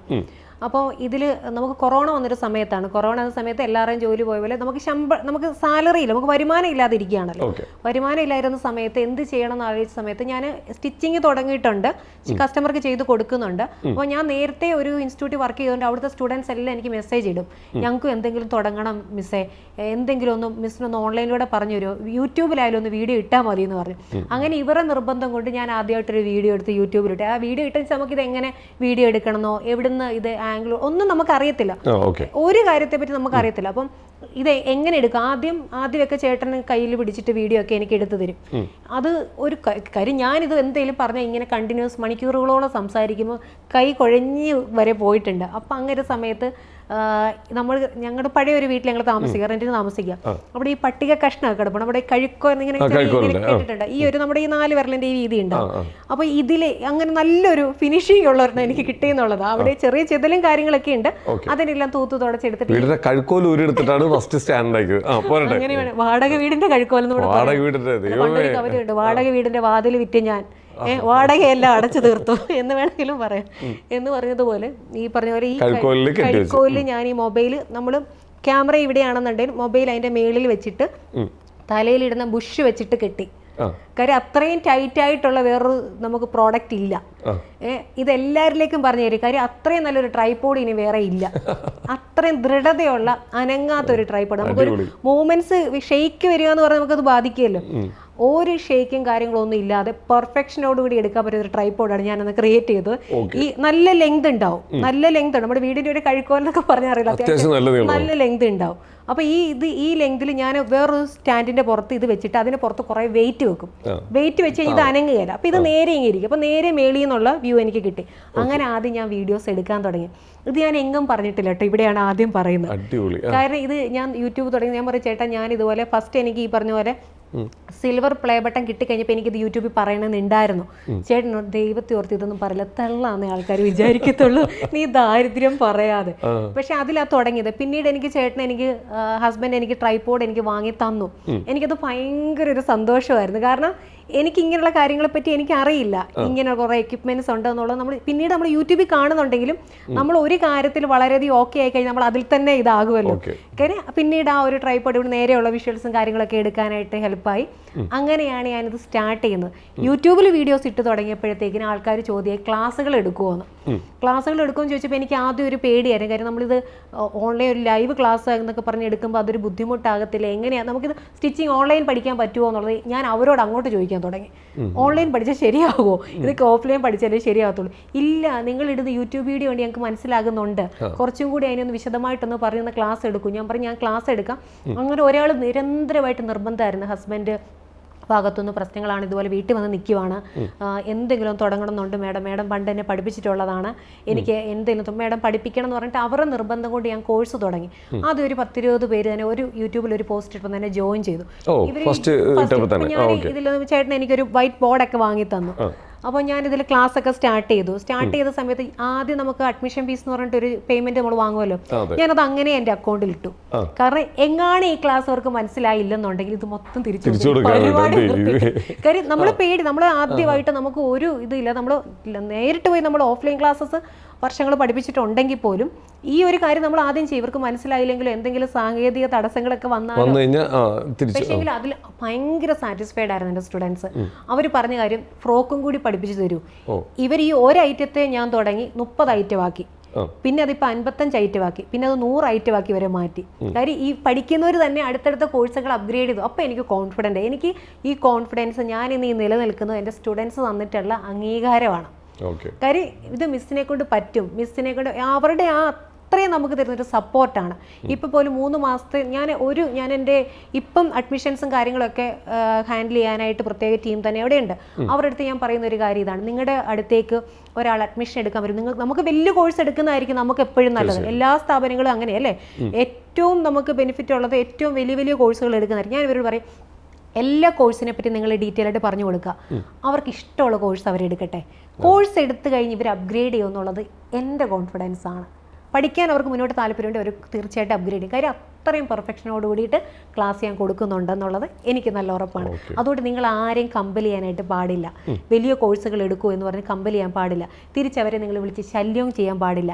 അവരത്രയും എനിക്ക് താല്പര്യത്തോടെ വരുന്നവരെ വേണ്ട. ഈ പറഞ്ഞ പോലെ ആദ്യം എനിക്ക് ആ ഒരു 10-20 കുട്ടികൾ താല്പര്യത്തോടെ വന്നതുകൊണ്ടാണ് ഈ പറഞ്ഞതുപോലെ അവർ പിന്നീട് അപ്ഗ്രേഡ് ചെയ്ത് കോഴ്സുകൾ ചെയ്ത് പോയത്, എനിക്ക് വളരാൻ പറ്റിയത്. നമ്മൾ ആരെയെങ്കിലും കോഴ്സിന് ഞാൻ ഇന്ന് വരെ ഒരു കോഴ്സിന് ഡിസ്കൗണ്ട് റേറ്റ് അല്ലെങ്കിൽ ഓഫർ റേറ്റ് എന്ന് പറയും ഇന്ന് വരെ ഞാൻ കൊടുത്തിട്ടില്ല. കൊടുക്കാത്തതിൻ്റെ കാര്യം ഒരു ഓഫർ റേറ്റ് കണ്ടിട്ട് എൻ്റെ കോഴ്സ് ആരും എടുക്കരുത്. നിങ്ങൾക്ക് അത്രയും പഠിക്കാൻ താല്പര്യം ഉണ്ടെങ്കിൽ, നിങ്ങൾക്ക് ഇതിനെ ഒരു ബിസിനസ്സാക്കി മാറ്റാൻ താല്പര്യം, ഒരു വരുമാന മാർഗ്ഗം നിങ്ങൾക്ക് ആക്കാൻ താല്പര്യം ഉണ്ടെങ്കിൽ, അല്ലെങ്കിൽ സ്വന്തമായിട്ട് ചെയ്യാൻ താല്പര്യം ഉണ്ടെങ്കിൽ നിങ്ങൾ വന്ന് ചേർന്നോളൂ. ഒരു ഓഫർ റേറ്റിൻ്റെ പേരിലോ അല്ലെങ്കിൽ ഇതൊരു ഇത്ര ഇതിൽ കിട്ടുന്നുള്ളതിന് പേര് എൻ്റെ കോഴ്സിനും ജോയിൻ ചെയ്യാൻ പാടില്ല. ആ രീതിയിൽ ഞാൻ പറയും, താല്പര്യമുള്ള ഒരു അഡ്മിഷൻ എടുത്താൽ മതി. നിങ്ങൾ ആദ്യം നിങ്ങളിലേക്ക് വരുന്നവർക്ക് ഡീറ്റെയിൽ പറഞ്ഞു കൊടുക്കുക. താല്പര്യം ഉണ്ടെങ്കിൽ അവർ അഡ്മിഷൻ എടുത്തിട്ട് പുറകെ അവരെ വിളിച്ച് നിങ്ങൾ ചെല്ലരുത് എന്ന് ഞാൻ പ്രത്യേകം എൻ്റെ കൂടെ നിൽക്കുന്ന കുട്ടികളുടെ അടുത്ത് ഞാൻ പറയും. അതുകൊണ്ട് തന്നെ എനിക്കാണ് അതിൻ്റെ ഗുണം. കാര്യം താല്പര്യപ്പെട്ട് വരുന്നവർ തീർച്ചയായിട്ടും ഇത് അപ്ഗ്രേഡ് ചെയ്തു പോകും. അതിൽ നമുക്ക് വളരാനായിട്ട് പറ്റും. നമ്മൾ നിർബന്ധിച്ച ഒരാളെ എടുത്തു കഴിഞ്ഞാൽ ഇവരിത് ചിലപ്പോൾ ഇടയ്ക്ക് വെച്ച് നിർത്തും. ഇവരായിരിക്കും നമുക്ക് നെഗറ്റീവായിട്ട് വരുന്നത്. തീർച്ചയായിട്ടും. അപ്പോൾ താല്പര്യപ്പെട്ട് വരുന്നവർ മതി എൻ്റെ കോഴ്സിലേക്ക്. ഞാൻ ഫസ്റ്റ് ക്ലാസ്സിൽ എല്ലാവരോടും ചോദിക്കുന്നൊരു ചോദ്യമുണ്ട്, നിങ്ങൾ ഇത്രയും പേര് വന്നിരിക്കുന്ന ആരുടെയും പ്രേരണ മൂലമാണോ, അല്ലെങ്കിൽ വേറൊരാൾ ചെയ്യുന്ന കണ്ടിട്ടാണോ, നിങ്ങളുടെ ഇഷ്ടത്തോട് കൂടിയിട്ട് വന്നിരിക്കുന്നവരാണ്? അവർ 100% എല്ലാവരും ക്ലാസ്സിൽ പറയും ഞങ്ങളുടെ ഇഷ്ടത്തിൽ, ഇവിടെ ഞങ്ങൾക്കൊന്ന് കാല് കുത്തുക എന്നുള്ളതായിരുന്നു ഞങ്ങളുടെ. അത് കേൾക്കുമ്പോഴുള്ളൊരു സന്തോഷം, അത് എനിക്ക് കിട്ടുന്ന എൻ്റെ ഏറ്റവും വലിയ അംഗീകാരം അത് അല്ലേ. അവരത് വന്നു ഇരുന്ന് പറയുക എന്ന് പറയുന്നത് നമ്മൾ ചെയ്യുന്ന ഒരു സർവീസ് കറക്റ്റ് ആയിട്ടുണ്ടല്ലേ. അതെ, അതായത് ഞാൻ പറഞ്ഞു, നമ്മൾ ഏതിനും ഒരുപാട് പ്രോഫിറ്റ് പ്രതീക്ഷിച്ചിട്ട് ഒന്നും ചെയ്യാതിരിക്കുക. ഇപ്പം ഞാൻ എൻ്റെ ഇതിനെ ബിസിനസ് എന്ന് മറ്റുള്ളവർ ഇത് ബിസിനസ് എന്ന് പറയുന്നതാണ് ഞാനിപ്പോൾ ആ ഒരു ടൈം യൂസ് ചെയ്യുന്നത്. ഞാൻ അത്ര ഇഷ്ടത്തോടുകൂടി ചെയ്യുന്നൊരു സർവീസാണിത്. അത്രയും എനിക്ക് ഇഷ്ടത്തോടുകൂടി ചെയ്യാൻ പറ്റുന്നതുകൊണ്ടാണ് ഇതിനെ മനോഹരമായിട്ട് എനിക്ക് കൊണ്ടുപോകാൻ പറ്റുന്നത്. എനിക്ക് ടെൻഷൻസ് ഇല്ല ഈ ഒരു ജോലിക്കകത്ത്. അപ്പോൾ അതുപോലെ തന്നെ പഠിക്കാൻ വരുന്നതും അത്രയും ഇഷ്ടത്തോടുകൂടി വന്നാലേ ഇവരിത് കംപ്ലീറ്റ് ചെയ്യത്തുള്ളൂ. ഇവർക്കൊരു എയിം ഉണ്ടെങ്കിൽ ഇവരിത് കംപ്ലീറ്റ് ചെയ്യത്തുള്ളൂ. വേറൊരാൾ ചെയ്യുന്നത് കണ്ടിട്ടോ അല്ലെങ്കിൽ വേറൊരാൾ സക്സസ് ആകുന്ന കണ്ടിട്ടോ ഒരിക്കലും ചെയ്യാൻ പറ്റുന്ന ഒരു കാര്യമല്ല. അത്രയും ക്ഷമ വേണ്ട ഒരു കാര്യമാണ്. അത്രയും നമ്മൾ ക്ഷമ കൊടുക്കുകയും നല്ലൊരു സർവീസ് കൊടുത്തു കഴിഞ്ഞാൽ നമുക്ക് നല്ലൊരു ജീവിത രീതിയിൽ നിന്ന് നമുക്ക് തിരിച്ചു കിട്ടും. അതിപ്പോൾ ഏതൊരു ബിസിനസ്സിനും അങ്ങനെ തന്നെയാണ്. ബിസിനസ്സിനെ നമുക്ക് വരുമാനം എന്നുള്ള രീതി മാത്രം കണ്ടു കഴിഞ്ഞാൽ ഒരിക്കലും നമുക്ക് വളരാൻ പറ്റത്തില്ല. ഏറ്റവും നല്ല സർവീസ് നമ്മൾ പ്രൊവൈഡ് ചെയ്യുക, ആൾക്കാരുടെ ആവശ്യം അനുസരിച്ച് ചെയ്യുക. ഞാനിപ്പോൾ ഈ ഒരു കോഴ്സ് തുടങ്ങിയത് ഞാൻ ഇന്നൊരു ഡിപ്ലോമ കോഴ്സ് തുടങ്ങുന്നുള്ള രീതിയിലല്ല അന്ന് സ്റ്റാർട്ട് ചെയ്തത്. ആൾക്കാർ ആവശ്യപ്പെട്ടത് വെച്ച് ഞാൻ തുടങ്ങി, അതിനെ ഡെവലപ്പ് ചെയ്ത് വരുമായിരുന്നു. ഈ പറഞ്ഞതുപോലെ ഇന്ന് നമ്മളൊരു 5800 സ്ക്വയർ ഫീറ്റ് നമ്മൾ ഇന്ന് എത്തി നിൽക്കുന്നുണ്ട്. ഞാൻ ആകെ 150 സ്ക്വയർ ഫീറ്റ് തുടങ്ങിയതാണ്. 150 സ്ക്വയർ ഫീറ്റ് തുടങ്ങിയ ഇതുപോലെ ഞാൻ പ്ലാൻ ചെയ്തതല്ല. അല്ലെ ഞാൻ ഇന്ന വർഷം ഇത് തുടങ്ങി, ഈ ഇത്രാമത്തെ വർഷം ഇന്ന സ്ക്വയർ ഫീറ്റ് ഡെവലപ്പ് ചെയ്യണമെന്ന് തുടങ്ങിയല്ല. എൻ്റെ ക്ലാസ്സിൽ എൻ്റെ സ്റ്റുഡൻസിന് ഇരിക്കാനായിട്ടുള്ള സൗകര്യക്കുറവ് വന്നപ്പോൾ ഞാൻ അടുത്ത റൂം എടുത്തു. അവിടെ ഇരിക്കാൻ പറ്റാതെ വന്നപ്പോൾ ഞാൻ കുറച്ചുകൂടെ ഡെവലപ്പ് ചെയ്തു. അങ്ങനെ ഡെവലപ്പ് ചെയ്ത് വന്നതാണ്. ആൾക്കാരുടെ ആവശ്യങ്ങൾ അനുസരിച്ചിട്ടാണ് ഞാൻ ഡെവലപ്മെന്റ്സുകൾ ചെയ്തു വന്നത്. ശരി, അങ്ങനെ മാറിയിട്ടാണ് ഇപ്പോൾ 5000 സ്ക്വയർ ഫീറ്റിലേക്ക് എത്തിയത്. അതെ, ഇന്ന് ഈ ഒരു നിലയിലേക്ക് എത്തിയിട്ടുള്ളത് അത് എൻ്റെ സ്റ്റുഡൻസ് തന്നിട്ടുള്ള സപ്പോർട്ടാണ്. തീർച്ചയായിട്ടും. ഇപ്പം നമ്മളെ ഒരുപാട് കാര്യങ്ങൾ ഇപ്പം മറ്റുള്ള സ്ഥാപനങ്ങളിൽ നമ്മൾ വ്യത്യസ്തരാക്കുന്നുണ്ട്. ഒന്ന്, നമ്മൾ പഠിച്ചു വന്നേക്കുന്നതിൻ്റെ ഒരു എക്സ്പീരിയൻസ് നമ്മുടെ ഉള്ളിലുണ്ട്. നമുക്ക് എന്തൊരു ബിസിനസ് ചെയ്യുമ്പോഴും അതിനെക്കുറിച്ച് വ്യക്തമായി പഠിക്കണം, ഒരാളില്ലെങ്കിൽ ഇറങ്ങി ചെയ്യണം എന്ന് പറയുന്നത് വളരെ കറക്റ്റായിട്ടുള്ള കാര്യമാണ്. അപ്പോൾ ഇപ്പം ഇവിടം വരെ എത്തിയേക്കുന്നത് ശരിക്കും പറഞ്ഞാൽ ഇപ്പോഴും ഒരു ടീച്ചറായിട്ടോ മാറി നിന്നിട്ടോ അങ്ങനെയൊന്നുമല്ല, എല്ലാവരുടെയും കൂടെ കഷ്ടപ്പെട്ട് അതേപോലെ ഒരു ഫാമിലി ആയിട്ട് മുമ്പോട്ട് കൊണ്ടുപോകുന്നതുകൊണ്ടാണ്. അപ്പം ഏറ്റവും കൂടുതൽ ബന്ധങ്ങളാണ് തീർച്ചയായിട്ടും. കാരണം ഞാൻ പല സ്ഥാപനങ്ങളിൽ വർക്ക് ചെയ്തിട്ടുണ്ട്. അവിടെ നിന്നൊക്കെ നമ്മൾ ആഗ്രഹിക്കുന്ന കുറേ കാര്യങ്ങളുണ്ട്. നമ്മുടെ മേളിലിരിക്കുന്നവരൊക്കെ നമ്മൾ കുറേ കാര്യങ്ങൾ ആഗ്രഹിക്കും. ഞാൻ എന്നും എൻ്റെ കൂടെ വർക്ക് ചെയ്യുന്നവരോടും എല്ലാം ഞാൻ എന്നെ പോലെ തന്നെ അവരെയും കാണുന്നത്. അപ്പോൾ ഞാനൊരു സ്ഥാപനം തുടങ്ങുമ്പോൾ ഞാൻ ആ സ്ഥാപനത്തിലെ സ്റ്റാഫാണ്. എൻ്റെ സ്ഥാപനത്തിലെ ഞാൻ ഓണറല്ല, ഞാൻ ആ സ്ഥാപനത്തിലെ സ്റ്റാഫാണ് ഞാൻ. അപ്പോൾ എനിക്കും ബാക്കി എൻ്റെ കൂടെ വർക്ക് ചെയ്യുന്ന, എന്നെ ഹെൽപ്പ് ചെയ്യാൻ നിൽക്കുന്ന ആൾക്കാരാണ് എല്ലാവരും. എൻ്റെ ജോലിയെ കുറച്ചുകൂടി എനിക്ക് എളുപ്പമാക്കി തരാനായിട്ടുള്ളവരാണ്. അപ്പോൾ അവർക്ക് അവിടെ ഒരു ബുദ്ധിമുട്ടുകളും എൻ്റെ അടുത്ത് വരാനായിട്ട് പാടില്ല. അപ്പോൾ അതിനെ ഞാൻ എന്താ ചെയ്യുക, എനിക്ക് ഇന്ന് വരെ അവരൊരു സ്റ്റാഫാണെന്നല്ല തോന്നിട്ട് എൻ്റെ സഹോദരങ്ങളാണ്, എൻ്റെ കൂട്ടുകാരാണ്. നമ്മളൊരു കോളേജ് ലൈഫ് എങ്ങനെയാണ് അതുപോലെയാണ് ഞങ്ങളവിടെ തമാശകൾ പറയും. ഞങ്ങൾ ഏറ്റവും കൂടുതൽ സമയം ഞങ്ങളിവിടെ എൻജോയ് ചെയ്യുകയാണ് ചെയ്യുന്നത്. സെലിബ്രേഷനുകളും എല്ലാം എപ്പോഴും ഉണ്ടാവും. ഞങ്ങൾക്ക് എല്ലാ മാസവും ഒരു സെലിബ്രേഷനെങ്കിലും ഇല്ലെങ്കിൽ ബുദ്ധിമുട്ടാണ്. എല്ലാവരും ആഗ്രഹിക്കുന്ന ഇങ്ങനെയുള്ള സ്ഥാപനങ്ങളിൽ പഠിക്കാൻ വേണ്ടിയിട്ട്. അതെ, കാരണം എന്ന് വെച്ചാൽ നമുക്ക് മൈൻഡ് അത്രയും ഹാപ്പി ആവില്ല, ആർക്കാ ടെൻഷൻസ് ഇല്ലാത്ത. ഇപ്പം എല്ലാവരും എന്നോട് ചോദിക്കും, മിസ് എങ്ങനെ ഈ ഹാപ്പി ആയിട്ടിരിക്കുന്നത്, ടെൻഷൻസ് ഇല്ലെന്ന്. ആര് പറഞ്ഞു ടെൻഷൻസ് ഇല്ലെന്ന്? നമുക്ക് പല പല കാര്യങ്ങൾക്ക്, ഈ ജോലിപരമായിട്ടുള്ള കാര്യങ്ങളല്ല, അല്ലാതൊക്കെ നമുക്ക് വിഷമങ്ങളും കാര്യങ്ങളൊക്കെ ഉണ്ട്. ആ വിഷമങ്ങളെയൊക്കെ നമ്മൾ മറികടക്കുന്ന ഇവിടെയാണ്. തീർച്ചയായിട്ടും ഓരോരുത്തരും വന്നിട്ട് പറയുന്ന കാര്യം, ഇതേ വീട്ടിൽ നിന്ന് ഇറങ്ങി ഇങ്ങോട്ട് കയറി കഴിഞ്ഞത് ഞങ്ങളുടെ സ്വർഗമാണ്. ഞാൻ പറഞ്ഞു, ഇന്ന് കുറച്ച് ഞാൻ ഉച്ച കഴിഞ്ഞാൽ ഇവർ പോകത്തില്ല, വൈകുന്നേരം ആയാലും ഇവർ പോകത്തില്ല. കുഞ്ഞുങ്ങൾ സ്കൂളിൽ നിന്ന് വരുന്നതുകൊണ്ട് മാത്രമേ അവർ ഓടി വീട്ടിൽ പോകുന്നത്. അന്നേരം ഇവർ പറയുന്ന കാര്യം എന്ന് വെച്ച് കഴിഞ്ഞാൽ, നമ്മൾ പഴയ കോളേജിൽ ഇത് കൂട്ടുകാരോടിരിക്കുന്ന പോലെ ഒരു ഫീലാണ്. ആ ഒരു സ്നേഹം അങ്ങോട്ടും ഇങ്ങോട്ടും കൊടുക്കുന്നതുകൊണ്ടാണ്. അതെ, അതുകൊണ്ടാണ് അവർക്കൊക്കെ വീണ്ടും വീണ്ടും വരാൻ തന്നെ പ്രേരിപ്പിക്കുന്നത്. 6 മാസത്തെ കോഴ്സ് കഴിഞ്ഞ് ഇവർ അടുത്ത കോഴ്സിന് ജോയിൻ ചെയ്യും, വിട്ടു പോകത്തില്ല. നമ്മുടെ ഒരു കോഴ്സിന്റെ ടൈം പീരീഡ് 6 മാസമാണ്. നമുക്കിപ്പം 3 മാസം തൊട്ടുള്ള കോഴ്സ്, 3 മാസത്തെ കോഴ്സ് ഉണ്ട്, 6 മാസത്തെ കോഴ്സ് ഉണ്ട്, 1 വർഷം, 2 വർഷം ഡിപ്ലോമ കോഴ്സുകൾ വരെ നമ്മൾ കൊടുക്കുന്നുണ്ട്. ഇപ്പൊ വിദേശത്ത് നിന്ന് ഇപ്പോൾ ഒരാൾക്ക് ഇവിടെ നാട്ടിൽ വന്ന് ഇപ്പോൾ ലീവ് ചിലപ്പോൾ എല്ലാവർക്കും അവരുടെ ടൈമിൽ കിട്ടിയെന്ന് വരില്ല. അപ്പോൾ ചിലപ്പോൾ ഇപ്പോൾ അടുത്ത മാസം ലീവിന് വരികയാണ്. അപ്പോൾ വന്ന് ആ ഒരു കുറച്ച് നാൾ, ഒരു 3 മാസം എനിക്ക് നാട്ടിൽ നിന്നിട്ട് പോകുന്നുണ്ട്, അതിനുള്ളിൽ എനിക്കൊരു കോഴ്സ് ചെയ്യണമെന്ന് പറഞ്ഞു കഴിഞ്ഞാൽ നമുക്ക് ചെയ്തു കൊടുക്കാനുള്ള ഒരു ഓപ്ഷൻ ഉണ്ടോ? ചെയ്ത് കൊടുക്കാൻ പറ്റും. പക്ഷേങ്കിൽ ഇവർ ഈ പറഞ്ഞ പോലെ നമുക്ക് ആഴ്ചയിൽ 1 ദിവസമാണ് ക്ലാസ്സസ് ഉള്ളത്. റെഗുലർ ബാച്ചുകൾ നമുക്ക് ജൂൺ തൊട്ടായിരിക്കും എടുക്കുന്നത്. അപ്പോൾ ഇവർ വരുന്ന ഒരു ടൈം നമുക്ക് ഓരോരോ ബാച്ചസ്, നമുക്ക് എനിക്ക് തിങ്കൾ തൊട്ട് വെള്ളി വരെ ഡെയിലി ഓരോരോ ബാച്ചസ് ആണ്. അപ്പോൾ ആ ഒരു 3 മാസം കൂടുമ്പം പുതിയ പുതിയ ബാച്ചുകൾ ഓപ്പൺ ചെയ്യുകയും ചെയ്യും. അപ്പോൾ ഇവർ വരുമ്പോൾ മാത്രമായിട്ടൊരു ക്ലാസ് നമുക്ക് കിട്ടുകയില്ല, അത് ഓൺലൈൻ ക്ലാസ് മാത്രമേ ഉള്ളൂ. ഓൺലൈൻ ക്ലാസ് എന്ന് പറഞ്ഞാൽ എപ്പോൾ വേണമെങ്കിലും എവിടെ ഇരുന്ന് എങ്ങനെ വേണമെങ്കിലും നിങ്ങൾക്ക് അറ്റൻഡ് ചെയ്യാം. പക്ഷേ ഓഫ്ലൈൻ എന്ന് പറയുമ്പോൾ ഒരു ബാച്ചായിട്ട് പോകാണല്ലോ. ഇടയ്ക്ക് വന്നിട്ട് ഒരാൾ ജോയിൻ ചെയ്ത് കഴിഞ്ഞാൽ നമുക്ക് വേണമെങ്കിൽ അങ്ങനെ പറഞ്ഞ് അഡ്മിഷൻ എടുക്കാം. പക്ഷേ എങ്കിൽ ഇതിൻ്റെ സമയം എടുത്ത് പഠിക്കേണ്ട ഒരു പ്രോസസ്സാണ്. നിങ്ങൾക്ക് നിങ്ങളുടെ സമയത്ത് പഠിക്കണമെങ്കിൽ ഓൺലൈൻ ക്ലാസ് നിങ്ങൾക്ക് അത്രയും സമയം എടുത്ത് പഠിക്കാൻ പറ്റും. ഓഫ്ലൈൻ ക്ലാസ് എന്ന് പറയുമ്പോൾ നമുക്കൊരു 50 കുട്ടികൾ ഇരിക്കുമായിരിക്കും. ഈ 50 കുട്ടികൾക്ക് ഒരേപോലെ ആയിരിക്കും ക്ലാസ് പോകുന്നത്. തയ്യൽ അറിയാവുന്നവരുണ്ടാവും, ഒന്നും അറിയാത്തവരുണ്ട്. എന്നെ സംബന്ധിച്ചാലും അറിയാത്തവനാണ് അവിടെ മുൻഗണന. അതെ, തീർച്ചയായിട്ടും. ഞാൻ ഒരേപോലെ ആയിരിക്കും എല്ലാവർക്കും പോകുന്നത്. ഞാൻ പറഞ്ഞു, നിങ്ങൾ എന്തെങ്കിലും പഠിച്ചിട്ട് വന്നിട്ടുണ്ടായിരിക്കാം ഇവിടെ, നിങ്ങൾ അതിനെയൊക്കെ നിങ്ങളൊന്ന് വായിച്ച് കളയൂ. ഇന്ന് തൊട്ട് നമ്മളൊരു നിങ്ങൾ എൻ്റെ മെത്തേഡ്സ് നിങ്ങൾ യൂസ് ചെയ്തോ, മിസ്റ്റേക്ക് വരത്തില്ല. 100% നിങ്ങൾക്ക് മിസ്റ്റേക്ക് വരത്തില്ല. ഓക്കെ, നമുക്ക് ഒന്നും അറിയാത്ത ഒരാൾക്ക് ഇപ്പോൾ അവിടെ വന്നു കഴിഞ്ഞാൽ ഇപ്പോൾ തോന്നണേണ് എനിക്കിതൊന്ന് പഠിച്ചാൽ കൊള്ളാമെന്നുണ്ട്, പക്ഷെ എനിക്ക് ഇതേവരെ ഒരു തയ്യൽ മെഷീനിൽ തൊട്ടിട്ടും പോലും ഇല്ല, ഞാൻ എങ്ങനെയാണ് ഇതൊക്കെ ചെയ്യുക? അപ്പോൾ ഒന്നും അറിയാത്ത ഒരാളവിടെ വന്നു കഴിഞ്ഞ് കഴിഞ്ഞാൽ ചെയ്യാൻ പറ്റും. ശ്രീകാന്തിന് ഇതിനെ പറ്റിയിട്ട്, അതായത് സ്റ്റിച്ചിങ്ങിനെ പറ്റി എന്തെങ്കിലും ചെയ്തിട്ടുണ്ടോ? ഇല്ല, കണ്ടിട്ടുണ്ടെന്നല്ലാണ്ട്. ശ്രീകാന്തിന് പഠിക്കാൻ താല്പര്യമുണ്ട്, ഇപ്പൊ ഞാൻ കട്ട് ചെയ്ത് പഠിപ്പിച്ചു തരാം. ഇപ്പോ ഈ സ്പോട്ടിൽ ഒരു പാറ്റേൺ ഞാൻ കട്ട് ചെയ്യിക്കാം. ചെയ്യിക്കാൻ പറ്റുമോ? തീർച്ചയായിട്ടും. പാറ്റേൺ മേക്കിംഗ് ആണ് ഏതൊരാൾക്ക്, മെഷീനെ ചവിട്ടി തയ്ക്കാൻ ഏതൊരാൾക്ക് സാധിക്കും. 100%. തീർച്ചയായിട്ടും. ഇത് ലൈവ് വെക്കോട്ടെ, ഒരു പ്രശ്നവും ഇല്ല. അങ്ങനെയാണെങ്കിൽ സുർജിത്ത് ട്രൈ ചെയ്താലോ? നമുക്ക് ഇവിടെ ഇരുന്നുകൊണ്ട് നമുക്ക് ചെയ്യാൻ പറ്റും. ഞാൻ ഇന്നേ വരെ ഞാൻ തയ്യൽ മെഷീനിൽ പോലും തൊടാത്ത ഒരാളാണ്. തയ്യൽ മെഷീനെ തൊട്ട് തയ്ക്കാൻ ആരെ കൊണ്ട് പറ്റും? കാര്യം ഇപ്പൊ എല്ലാം ഓട്ടോമാറ്റിക് മെഷീനാണ്. ജസ്റ്റ് പ്രസ് ചെയ്താൽ ആരെ കൊണ്ട് ഇത് തയ്ച്ചു വിടാം. പാറ്റേൺ കട്ട് ചെയ്യാന്ന് പറയുന്നതാണ് ആൾക്കാർ. ഇപ്പൊ പാറ്റേൺ മേക്ക് പഠിക്കും. ബേസ് പാറ്റേൺ ഞാൻ ഇപ്പൊ പഠിപ്പിക്കുക. നമ്മുടെ എന്തെങ്കിലും എക്യുപ്മെന്റ്സ് ഉണ്ടോ? നമ്മുടെ ഒന്നും കൊണ്ടുവന്നില്ല, പക്ഷെ ഇവിടത്തോളം എന്ത് എനിക്കൊരു അങ്ങനെയാണെങ്കിൽ ഗൈസ് നമുക്ക് ഇപ്പൊ തന്നെ ട്രൈ ചെയ്ത് കളയാം. നോക്കാം, 100% നോക്കാം. ഓക്കെ, തല്ലരുത്. മറ്റേ ഓക്കെ, ടൂൾസ് റെഡി. ഓക്കെ, ഞാനിത് സെന്റിമീറ്ററിലായിരിക്കും ചെയ്യിക്കുന്നത്. കാരണം വെച്ചാൽ ചെറിയൊരു പേപ്പറല്ലേ, അപ്പൊ ഇഞ്ചില് പറഞ്ഞു കഴിയുമ്പോഴത്തേക്കിന് ഇഞ്ചില് ചെയ്യണത് ചെയ്യാം, പക്ഷെ പേപ്പർ പരിമിതി കുറവായതുകൊണ്ട്. അപ്പോൾ ഇപ്പോൾ നമ്മൾ ചെയ്യുന്ന ഒരു 20 ചെസ്റ്റിൻ്റെ ചെറിയൊരു, അതായത് 20 ചെസ്റ്റ് വരുന്ന വെച്ചാൽ സെൻറ്റിമീറ്ററിൽ വരുന്ന ഒരു ചെറിയൊരു ബേസ് പാറ്റേൺ ആണ്. ഈ ഒരു ബേസ് പാറ്റേൺ പഠിക്കുന്ന ഒരാൾക്ക് ഏത് പാറ്റേണും ചെയ്യാൻ പറ്റും. അപ്പോൾ ഇതിലിപ്പം ശ്രീകാന്തിന് ഒരു പേപ്പർ 4ആയിട്ട് മടക്കാൻ അറിയാമല്ലോ? അറിയാം. അപ്പോൾ ഒന്ന് 4ആയിട്ടൊന്നൊരു പേപ്പറിനെ മടക്കി. പക്ഷേ ഇത് മടക്കുമ്പോൾ നോർമലി എപ്പോഴും മടക്കുന്ന പോലെ മടക്കരുത്. ആദ്യം ആ പേപ്പറിൻ്റെ വീതി കുറഞ്ഞ ഭാഗത്തേക്കൊന്ന് മടക്കൂ. അതെ, അങ്ങനെ അങ്ങോട്ടേക്കൊന്ന് മടക്കൂ. കറക്റ്റ് ഈവനായിട്ട് മടക്കണം. എന്നിട്ട് നേരെ താഴത്തേക്ക് മടക്കണം. ഇതിങ്ങനെ മടക്കാൻ പറയുന്നത് വേറൊന്നും കൊണ്ടല്ല, ഇപ്പം നമ്മൾ ഇട്ടിരിക്കുന്ന ഡ്രസ്സ് ഉണ്ടല്ലോ, നമുക്ക് ഫ്രണ്ട് ബോഡിക്ക് നമുക്ക് ഡ്രസ്സ് ഉണ്ട്, ബാക്കിൽ നമുക്ക് കാണാം അല്ലേ? അപ്പോൾ നമ്മൾ തുണിയൊക്കെ മടക്കി വെക്കുന്നവരാ.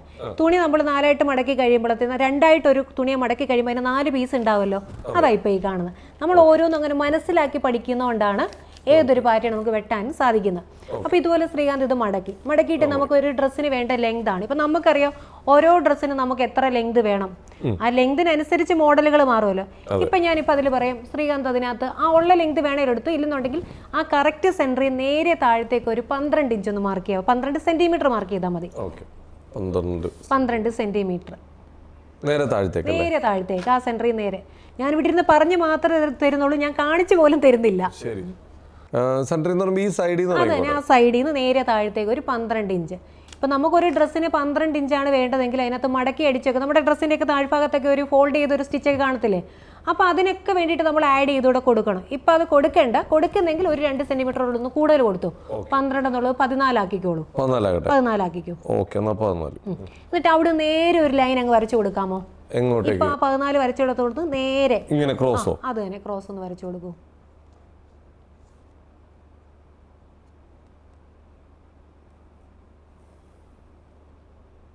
ഓക്കെ. ഇനി മുകളിൽ നമ്മൾ ഫോൾഡ് ചെയ്ത മുകളിലത്തെ ഒരു വശം ഉണ്ടല്ലോ, ഏറ്റവും മേളിലത്തെ വശം. ഇപ്പൊ നമുക്കറിയാം നമ്മുടെ ഡ്രസ്സിന്റെ എല്ലാം ഈ ഭാഗമായിട്ട് വരും, അത് ഇങ്ങനെ ഷോൾഡർ ഭാഗമായിട്ട് വരും. അതെ. ഇപ്പൊ ആദ്യം നമ്മൾ മാർക്ക് ചെയ്തത് നമ്മുടെ ഡ്രസ്സിന്റെ ഫുൾ ലെങ്ത് ആയി ഇപ്പം ശ്രീകാന്ത് മാർക്ക് ചെയ്ത് കൊടുത്തത്, പ്ലസ് തയ്യൽ തുമ്പൊക്കെ അടക്കം. ഇനി മാർക്ക് ചെയ്ത് കൊടുക്കാൻ പോകുന്ന ഡ്രസ്സിന്റെ ഷോൾഡർ ആണ്. അപ്പൊ ഈ ഷോൾഡറിന്റെ എപ്പോഴും നമ്മളിപ്പം ക്ലോത്തും 4ആയിട്ട് മടങ്ങിയാണ് കിടക്കുന്നത്. ഷോൾഡർ ഫ്രണ്ട് ബോഡിക്കും ബാക്ക് ബോഡിക്കും ഒറ്റ ഷോൾഡറാണ്. അപ്പോൾ അതിൻ്റെ 2-1 മാർക്ക് ചെയ്യേണ്ടത്. ഓക്കെ. അപ്പോൾ 2-1 പറയുമ്പോൾ ഇപ്പോൾ ഞാനിവിടെ 20 ചെസ്റ്റ് ആയതുകൊണ്ട് ഞാൻ 8 ഇഞ്ച് ഷോൾഡർ തരുവാണ്. അപ്പം അതിൻ്റെ പകുതി 4 ഇഞ്ച് മാർക്ക് ചെയ്തൊന്ന് കൊടുത്തേ. ഈ സൈഡിൽ നിന്നാണ് അത് തന്നെ ആ ഏറ്റവും മുകളിൽ 4 ഇഞ്ച് മാർക്ക് ചെയ്ത് കൊടുക്കുക. നമ്മൾ മുകളിൽ ഷോൾഡറും 4 സെന്റിമീറ്റർ മാർക്ക് ചെയ്തു. ആ മാർക്ക് ചെയ്ത പോയിന്റിൽ നിന്ന് നേരെ താഴത്തേക്ക് 4 സെന്റിമീറ്റർ ഒന്ന് ലൈൻ നീട്ടി വരയ്ക്കാമോ? പിന്നെന്താ, അതാണ് നമ്മുടെ ആം ഹോള്. ഷോൾഡർ മാർക്ക് ചെയ്ത് കൊടുത്ത് ആ പോയിന്റിൽ നിന്ന് വേണം നേരെ താഴത്തേക്ക് നമ്മൾ ആം ഹോള് 4 സെന്റിമീറ്റർ ലെങ്ത് വരയ്ക്കാനായിട്ട്. ഇപ്പം അത് എൻഡ് ചെയ്ത് 4 സെന്റിമീറ്റർ എൻഡ് ചെയ്തൊരു പോയിന്റ് ഉണ്ടല്ലോ, ആ പോയിന്റിൽ നിന്ന് ആദ്യത്തെ നമ്മുടെ സെൻട്രൽ ഉണ്ടല്ലോ, അതായത് ഫോൾഡ് ചെയ്തിട്ടുള്ള സെന്റർ ഉണ്ടല്ലോ, അവിടുന്ന് നേരെ ഒരു ലൈൻ ഒന്ന് വരയ്ക്കോ, ഹൊറിസോണ്ടൽ ലൈൻ. അതെ, അങ്ങോട്ടേക്ക് ഒന്ന് കൊടുക്കാം. ഫുള്ളായിട്ട് അങ്ങ് വരച്ചോളൂ. അതാണ് നമ്മുടെ ചെസ്റ്റ്, അതായത് നമ്മുടെ ശരീരത്തിന് വണ്ണം കൊടുക്കേണ്ടത് നമ്മൾ ആം ഹോൾ എൻഡ് ചെയ്യുന്ന പോയിന്റിലാണ്. ഓരോന്നും നമ്മൾ കണക്ട് ചെയ്ത് ഓരോ പാർട്ട് എവിടെയാണ് കൊടുക്കേണ്ടതെന്ന് പഠിച്ചു കഴിഞ്ഞാൽ ഏതൊരാൾക്കും ഏതൊരു പാറ്റേണും ചെയ്യാൻ സാധിക്കും. ഓക്കെ. ഇപ്പം ലൈൻ കൊടുത്ത് തന്നെ ഒന്ന് കാണിക്കാമോ? ഓക്കെ, കൊടുത്ത്. ആ ലൈനാണ് നമ്മുടെ ചെസ്റ്റ് ലൈൻ. അപ്പോൾ ശ്രീകാന്തിന് ഇപ്പോൾ ആ ഡ്രസ്സ് ചെയ്യുന്ന ആൾക്ക് വണ്ണം എത്രയാണോ, ഇപ്പം നമ്മൾ ക്ലോത്ത് 4ആയിട്ടല്ലേ മടയും കിടക്കുന്നത്, അപ്പോൾ നമ്മൾ ശരീര വണ്ണം എടുത്തു കഴിഞ്ഞാൽ അതിൻ്റെ 4-1 അവിടെ മാർക്ക് ചെയ്ത് കൊടുക്കണം. പ്ലസ് നമുക്ക് ഏതൊരാൾക്ക് എടുത്ത രീതിയിൽ ഒരു ഡ്രസ്സും കയറുകയില്ല. അപ്പോൾ അതുകൊണ്ട് നമുക്ക് അതിന് ലൂസ് അനിവാര്യമാണ്. ഇപ്പോൾ ഇവിടെ 20 ആണ് ചെസ്റ്റ് എങ്കിൽ 20ന്റെ 4-1 വരുമ്പോൾ എത്രയാണ്? 5 വരും. 5 വരുവാണെങ്കിൽ നമ്മൾ ഒരു 1/2 ഇഞ്ചെങ്കിലും മിനിമം ലൂസ് കൊടുക്കുക. അങ്ങനെ 5.5 മാർക്ക് ചെയ്യുക. പിന്നെ നമുക്ക് തയ്ച്ച് കഴിയുമ്പോൾ തയ്യൽ തുമ്പ് വേണം, സീം അലവൻസ് വേണം. അതിന് വേണ്ടിയിട്ട് എക്സ്ട്രാ നമ്മൾ 1 ഇഞ്ചും കൂടെ മാർക്ക് ചെയ്യുന്നു. ഇപ്പോൾ 5.5 മാർക്ക് ചെയ്യണം, പ്ലസ് ഒരു 1 സെന്റിമീറ്റർ കൂടെ. അതെ.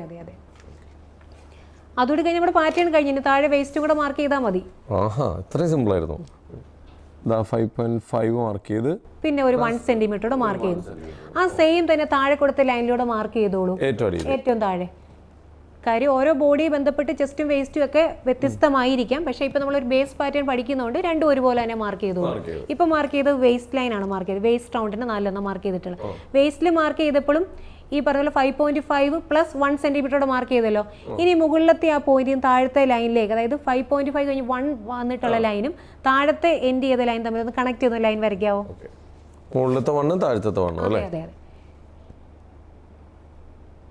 നാളെ തൊട്ട് ഞാൻ ഇതിനിറങ്ങാൻ പോവാ. നാളെ തൊട്ട് ശ്രീകാന്തിന്റെ ഒരു യൂട്യൂബ് ചാനൽ ഉണ്ടായിരിക്കും. സ്റ്റിച്ചിങ് ഈസി ആയിട്ട് പഠിക്കാം. ഓക്കെ, കണക്ട് ചെയ്ത് വരച്ചല്ലോ. ഇപ്പുറത്ത് ഒരു വണ്ണും കൂടി ഉണ്ടല്ലോ, അതും കൂടി ഒന്ന് കണക്ട് ചെയ്ത് വരച്ചോളൂ. ഇപ്പുറത്ത് ഒരു പോയിന്റ് ഉണ്ടല്ലോ, അതും കൂടി ഇപ്പൊ ഈ വരച്ച പോലെ തന്നെ. അത് നമ്മുടെ സീം അലവൻസ് ആണ്. ഓക്കെ. പാറ്റേൺ കഴിഞ്ഞ് നമുക്ക് ആം ഹോൾ, നമുക്കൊരു ഷേപ്പ്, ഒരു ആം ഹോൾ നമുക്കറിയാം. നമ്മുടെ കൈയൊക്കെ ഇവിടെ ആം റൗണ്ട് ഉണ്ടാവുമല്ലോ. അപ്പോൾ ഇനി നമ്മൾ ആം റൗണ്ട് വരച്ച് കൊടുക്കുകയാണ്. നമ്മൾ ആം ഹോൾ വരച്ച ലൈൻ ഓർമ്മയുണ്ടല്ലോ, ആദ്യത്തെ ലൈൻ, ആ ലൈൻ, അതാണ് നമ്മുടെ ആം ഹോൾ ലൈൻ. ആ ലൈനിന്റെ സെന്റർ ഒന്ന് മാർക്ക് ചെയ്തിട്ട് ചെറിയൊരു കർവ് ചെസ്റ്റിന്റെ 4-1 കൊടുക്കും. അതായത് ഈ 4ന്റെ സെന്റർ അല്ലല്ല, ആം ഹോൾ ലൈൻ ഏതാണ്? അത് നേരെ താഴത്തേക്കുള്ളതാണ് ആം ഹോൾ ലൈൻ. ആ ലൈനിൽ നിന്ന് ഒരു ചെറിയൊരു കർവ്, ഇത് ഇങ്ങനെ ഇരിക്കുമല്ലേ, ഇങ്ങനെ ഒരു കർവ്, അതിലേക്ക് ചെറിയൊരു കർവ്. ആ കർവ് എൻഡ് ചെയ്യേണ്ടത് ആദ്യത്തെ 5.5 നിൽക്കുന്നിടത്തേക്ക് എൻഡ് ചെയ്യണം. ചെറിയൊരു വളവ് കൊടുത്താൽ മതി. പകുതിയിൽ നിന്ന് ഒരു ഇച്ചിരി താഴത്തേക്ക് എടുത്തു. കാര്യം ചെറിയൊരു പാറ്റേൺ അല്ലേ. ചെറിയൊരു സി കൊടുത്താലും മതി, കർവ് കൊടുത്താൽ മതി. ഒന്ന് കാണിക്കൂ, ഒന്ന് കർവ് കൊടുത്തത്. ആം റൗണ്ട് വരച്ചു കഴിഞ്ഞു. ഇനിയിപ്പോ നമുക്ക് നെക്ക് കൂടെ മാർക്ക് ചെയ്ത് പാറ്റേൺ കട്ട് ചെയ്യാം. നെക്ക് വരും. നമുക്ക് ഇപ്പൊ എല്ലാവർക്കും അറിയാം നെക്ക് നമുക്ക് എവിടെയാ ഒരു പാറ്റേണിന്റെ സെന്ററിലായിരിക്കും അല്ലെ നെക്ക് വരുന്നത്. ആ നെക്ക് എന്ന് പറഞ്ഞു കഴിയുമ്പോൾ കറക്റ്റ് ആ സെന്ററിൽ നിന്ന് കൊടുക്കണ്ടേ. മുകളിലത്തെ ഏറ്റവും സെന്റർ പോയിന്റ് എവിടെയാണ്? ആ പേപ്പർ മടക്കി ഇട്ടിരിക്കുന്നതിന്റെ ഏറ്റവും എഡ്ജ് കോർണർ ഇപ്പുറത്തെ സൈഡ് പേപ്പറിന്റെ സെന്റർ മുകളിൽ വരും. ഇപ്പുറത്തെ നമ്മൾ പേപ്പർ 4 മടക്കിയതിന്റെ സെന്റർ എവിടെയാ? അത് ആ സെന്ററിൽ നിന്ന് ഇപ്പുറത്തേക്ക് ഒരു 2 സെന്റിമീറ്റർ ഒന്ന് മാർക്ക് ചെയ്യോ പേപ്പറിന്റെ സെന്റർ. അതെ അവിടുന്ന് ആ നേരെ ഷോൾഡർ ലൈനിലേക്ക് 2 സെന്റിമീറ്റർ നമുക്ക് നെക്ക് വരച്ചു കൊടുക്കണ്ട. അതിന് അപ്പം ഇനി നമ്മൾ മാർക്ക് ചെയ്യുമ്പോൾ നെക്ക് വിട്ടാണ്. നെക്ക് 2 സെന്റിമീറ്റർ മാർക്ക് ചെയ്യുന്നു. ആ നെക്ക് വിട്ട് മാർക്ക് ചെയ്തെടുത്തു നേരെ താഴത്തേക്ക് ഒരു ലൈൻ കൊടുക്കുന്നു. നേരെ അതൊരു 3 സെന്റിമീറ്റർ കൊടുത്തോളൂ.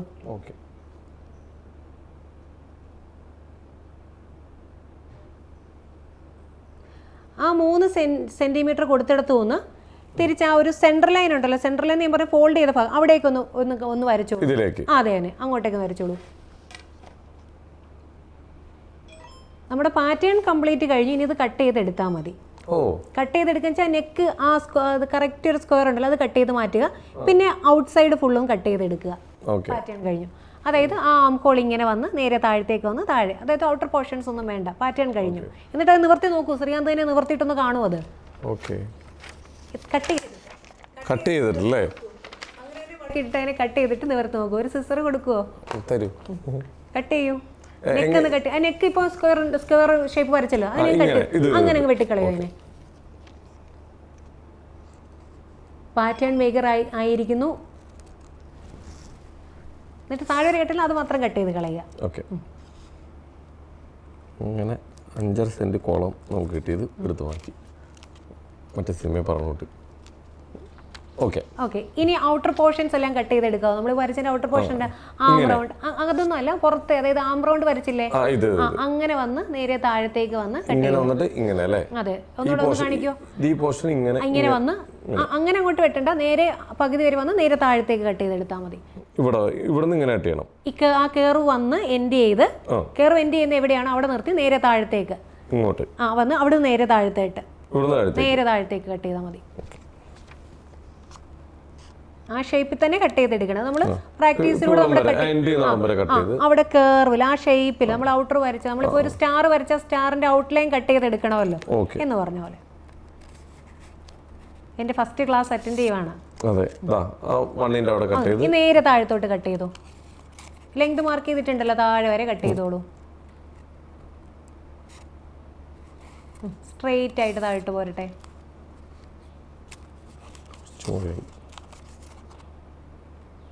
സ്പീഡിൽ കട്ട് ചെയ്തോ ഒന്നും പറ്റില്ല.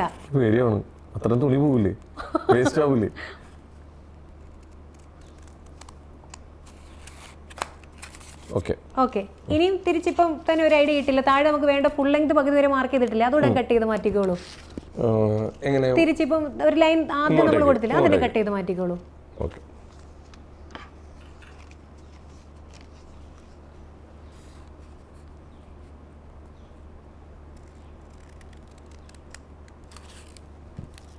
എന്നിട്ട് ഇനി അതിനെ നിവർത്തി നോക്കിക്കോളൂ. പാറ്റേൺ റെഡി ആയിട്ടുണ്ട്, ഒരു ബേസ് പാറ്റേൺ. ഒന്ന് നിവർത്തിയിട്ടൊന്ന് കാണിക്കോ. അതിനെ കംപ്ലീറ്റ് നിവർത്തിക്കോ, കംപ്ലീറ്റ് അങ്ങ് നിവർത്തിക്കോ. എന്നിട്ട് നേരെ താഴത്തേക്കൊന്ന് മടക്കിക്കേ. ഡ്രസ്സായില്ലേ നോക്കൂ.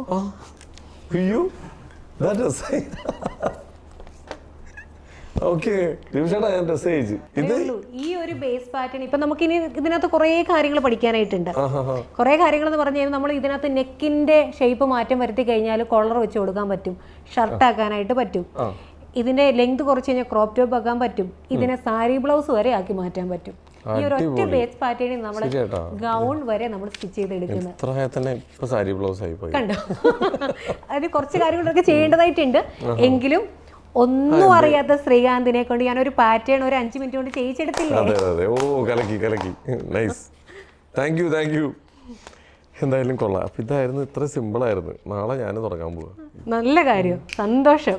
ഇതെനിക്കിപ്പോ ഒരു മിനിറ്റ് കൊണ്ട് പഠിച്ചു. അപ്പൊ അവിടുത്തെ ഒരു 6 മാസത്തെ ക്ലാസ് അറ്റൻഡ് ചെയ്ത് കഴിഞ്ഞാൽ ഉറപ്പായിട്ടും. അതുകൊണ്ട് ഞാൻ പറയാം, ഇതിപ്പോ ഞാൻ കാണിച്ചു തന്നോ ശ്രീകാന്തിന് എന്തെങ്കിലും? ഞാൻ ഇവിടെ നിന്ന് പറഞ്ഞു തന്നല്ലേ ഉള്ളൂ ഏതൊക്കെ ഡയറക്ഷനിൽ എന്തൊക്കെ ചെയ്യണം എന്നുള്ളത്.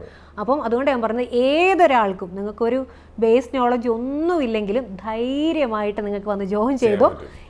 ഏത് മോഡലിൽ നിങ്ങൾക്ക് ചെയ്യാനായിട്ട് സാധിക്കും. ഓക്കെ, ശരിക്കും ഇപ്പോൾ എല്ലാ കാര്യങ്ങൾക്കും ഓടിയടക്കം പുറത്തൊക്കെ നടക്കുകയൊക്കെ ചെയ്യുമ്പോൾ അവിടെ മെയിനായിട്ട് ഇപ്പോൾ നമ്മുടെ കൂടെയുള്ള സ്റ്റാഫുകൾ ഫാമിലി പോലെ എല്ലാവരും ഉണ്ടെങ്കിലും ഇനി ആരെങ്കിലും ഉണ്ടോ ഒരു മേൽനോട്ടം കൊടുക്കാൻ? തീർച്ചയായിട്ടും ഇതെല്ലാം മേൽനോട്ടം വഹിക്കുന്നത് എൻ്റെ സിസ്റ്ററാണ്.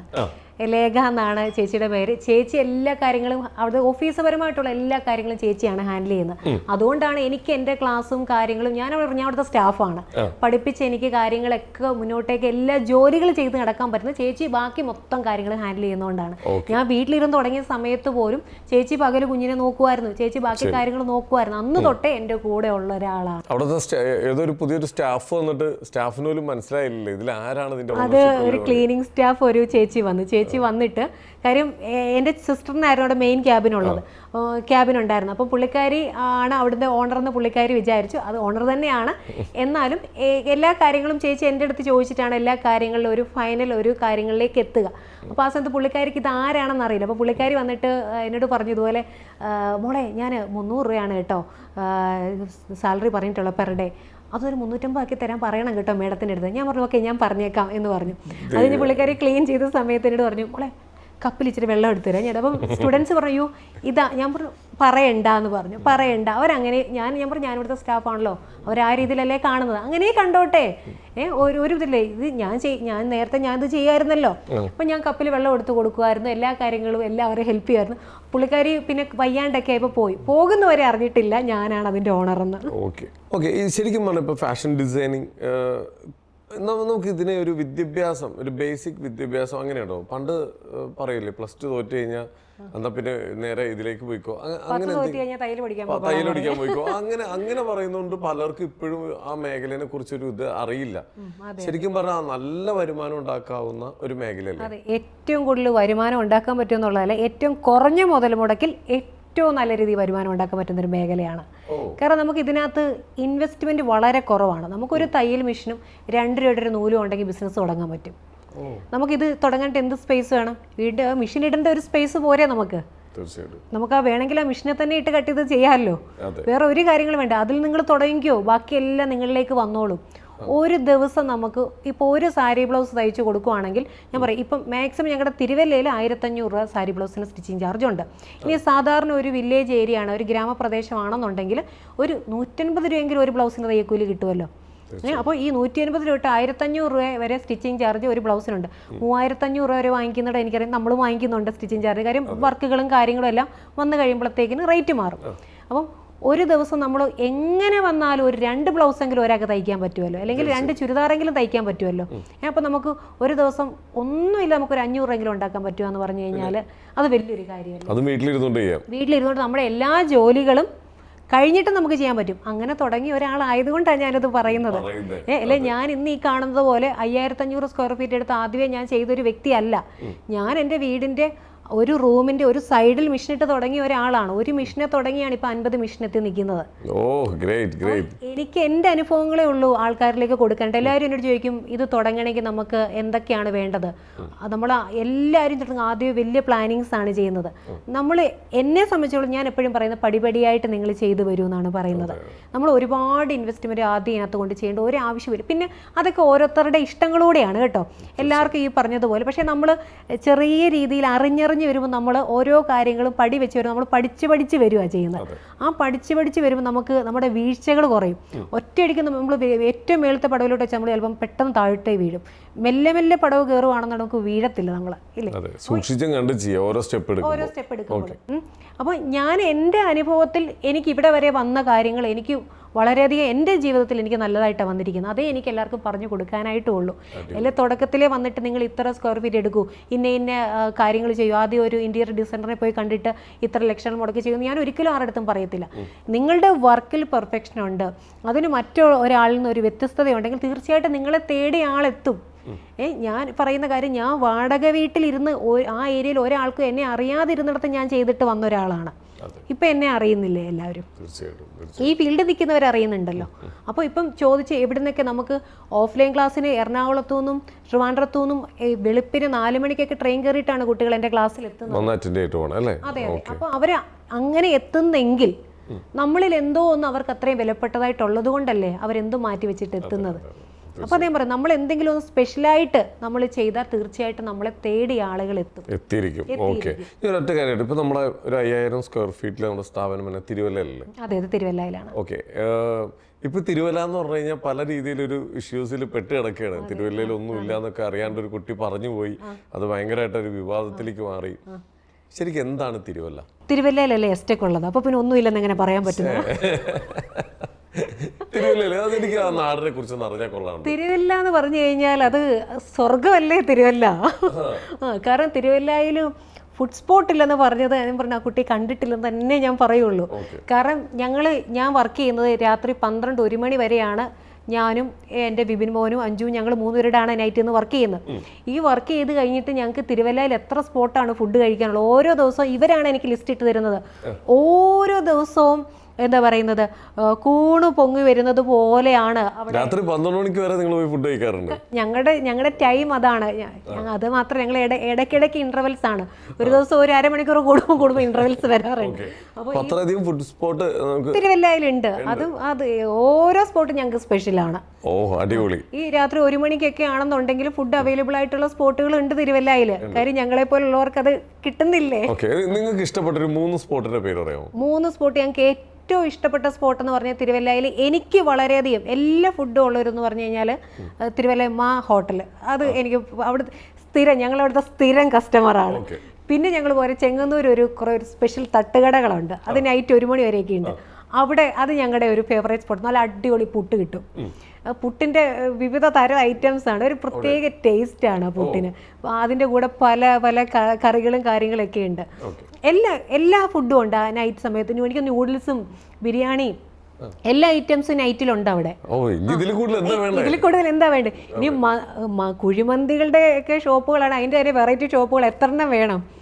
എനിക്ക് തോന്നുന്നു ഒരു 1/2 കിലോമീറ്ററിനുള്ളിൽ തന്നെ എനിക്ക് തോന്നുന്നു ഷോപ്പുകളാണെന്ന് എനിക്ക് തോന്നുന്നു കുഴിമന്തികളുടെയൊക്കെ. ഓക്കെ, അടിപൊളി. ഇനി മൊത്തത്തിൽ ചോദിക്കട്ടെ, തിരുവല്ല ആ നാടിനെ കുറിച്ച് എന്താ പറയാനുള്ളത്?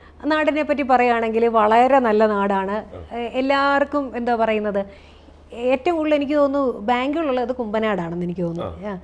ബാങ്കുകൾ ഏറ്റവും കൂടുതലുള്ള കുമ്പനാടാണ്, തിരുവല്ലയിലാണ്. തിരുവല്ല എന്ന് പറഞ്ഞു കഴിഞ്ഞാൽ എന്നെ സംബന്ധിച്ചിടത്തോളം ഞാൻ അവിടെ വളർന്നു വന്നൊരു വ്യക്തിയാണ്. എൻ്റെ ബിസിനസ് അവിടെയാണ്. എനിക്ക് ഏറ്റവും കൂടുതൽ പ്രയോജനം കിട്ടുന്ന ആ ഒരു നാട്ടിലാണ്. അപ്പം എന്നെ സംബന്ധിച്ചിടത്തോളം തിരുവല്ല എന്ന് പറയുന്നത് എനിക്ക് സ്വർഗമാണ്. അതിലുപരി എന്താണ് ഞാൻ അതിനെ പറ്റി പറയേണ്ടത്? നമ്മുടെ നാട് എല്ലാ ക്വാളിറ്റിയുള്ള ഒരു നാടാണ്. അവിടെയാണ് ഇപ്പൊ നമ്മുടെ സ്ഥാപനം വരാൻ പോകുന്നത്, എസ്റ്റെക് വരാൻ പോകുന്നത്. അതെ, എസ്റ്റെക്കിന്റെ വരെ ബ്രാഞ്ച് തിരുവല്ലയിലുണ്ട്. എല്ലാ ബ്രാൻഡുകളും തിരുവല്ലയിലുണ്ട്. അപ്പോൾ അതിലുപരി എന്താണ് തിരുവല്ലയിൽ? അതെ, 5 വർഷം മുന്നേ ആണെന്നുണ്ടെങ്കിൽ തിരുവല്ലയ്ക്ക് എസ്റ്റെക്കിന്റെ ഒരു കുറവുണ്ടായിരുന്നു. ഇപ്പൊ എസ്റ്റെക്ക് വരെ തിരുവല്ല എല്ലാം ഉണ്ട്. എസ്റ്റെക്ക് ഇടയ്ക്കിടയ്ക്ക് ഇതും മനഃപൂർവ്വം ബൂസ്റ്റ് ചെയ്യുന്ന നല്ല സുഹൃത്തുക്കളെ അല്ല, പണ്ട് തൊട്ട് നമ്മളെ ബൂസ്റ്റ് ചെയ്യാനായിരുന്നു, നമ്മൾ തന്നെ വേണമായിരുന്നു നമ്മളെ തള്ളി മറിക്കാൻ. അപ്പൊ ആ ഒരു ശീലം ഇപ്പം ഒരു കാര്യമുണ്ട്. ഇപ്പൊ ഈ ഒരു മേഖലയിലേക്ക് എത്തിയില്ലായിരുന്നെങ്കിൽ എവിടെയാണ്? എത്തിയില്ലായിരുന്നെങ്കിൽ തീർച്ചയായിട്ടും ഞാൻ ഏതെങ്കിലും ഒരു ഷോപ്പിൽ ബില്ലിംഗ് സെക്ഷൻ ഇരിക്കുന്നുണ്ടാവും. ചിലപ്പം ഞാൻ അതിന്റെ കാര്യങ്ങളിൽ എന്തെങ്കിലും ഒരു കമ്പനി തുടങ്ങിയേനെ. എന്തായാലും എവിടെ അത്രേ ഉള്ളൂ. ടീച്ചർ മണ്ടിന്ന് വിളിച്ചൊരു വിളിയാണ് ഒരാളെ ഇവിടം വരെ എത്തിച്ചേക്കുന്നത്. എങ്ങനെയായാലും നമ്മൾ ചെയ്യുന്ന മേഖലയിൽ നമ്മൾ അങ്ങാറ്റം നമ്മളെ ഇൻവെസ്റ്റ് ചെയ്ത് അങ്ങാറ്റം എത്തുക. ഇനി ഒരു കാര്യം ചോദിക്കട്ടെ, ആദ്യമായിട്ട് ജോലിക്ക് പോയത് എവിടെയാണ്? ആദ്യമായിട്ട് ഞാൻ ജോലിക്ക് പോകുന്നത് നമ്മുടെ എന്താ പറയുന്നത് വെഹിക്കിൾ ഫീൽഡിലാണ്. മാരുതിയുടെ ഷോറൂമിൽ ആദ്യം പോകുന്നത്. ആ ജോലിക്ക് പോയതിന്റെ ഒരു സാഹചര്യം എന്താണ്? എനിക്ക് അതാണ് അറിയേണ്ടത്. ഞാൻ കോളേജിലൊക്കെ പഠിച്ചു കഴിഞ്ഞ സമയത്ത് ഈ പറഞ്ഞ ഞാൻ വീട്ടിൽ ഡിസൈനിങ് വർക്കും കാര്യങ്ങൾ ചെയ്തുകൊണ്ട് ബൊട്ടീക്ക് തുടങ്ങണം എന്നാണ് ആഗ്രഹം. പക്ഷേ ആ ഒരു നമ്മുടെ ഒരു 20 വയസ്സിലൊക്കെ ബൊട്ടീക്ക് തുടങ്ങാനായിട്ട് എനിക്ക് ഈ പറഞ്ഞ പോലെ വലിയൊരു എമൗണ്ട് വേണമെന്ന് പറയുമ്പോൾ ഈ പറഞ്ഞ പോലെ വീട്ടുകാർ തരുമായിരിക്കാം. പക്ഷേ എങ്കിൽ എനിക്ക് അന്നുകൊണ്ട് നമുക്ക് നമ്മുടെ കയ്യിൽ നിന്ന് തന്നെ പൈസ ഇട്ട് ചെയ്യണം. അതാകുമ്പോൾ നമുക്ക് എന്തെങ്കിലും വന്നാലും ആരും നമ്മളെ കുറ്റം പറയത്തില്ല. അപ്പോൾ ആ സമയത്ത് ഈ പറഞ്ഞതുപോലെ ഒരു അഫെയർ ഉണ്ടായിരുന്നു. അപ്പോൾ എനിക്ക് ആളെ കല്യാണം കഴിക്കണം എന്നൊരു താല്പര്യം വന്നു.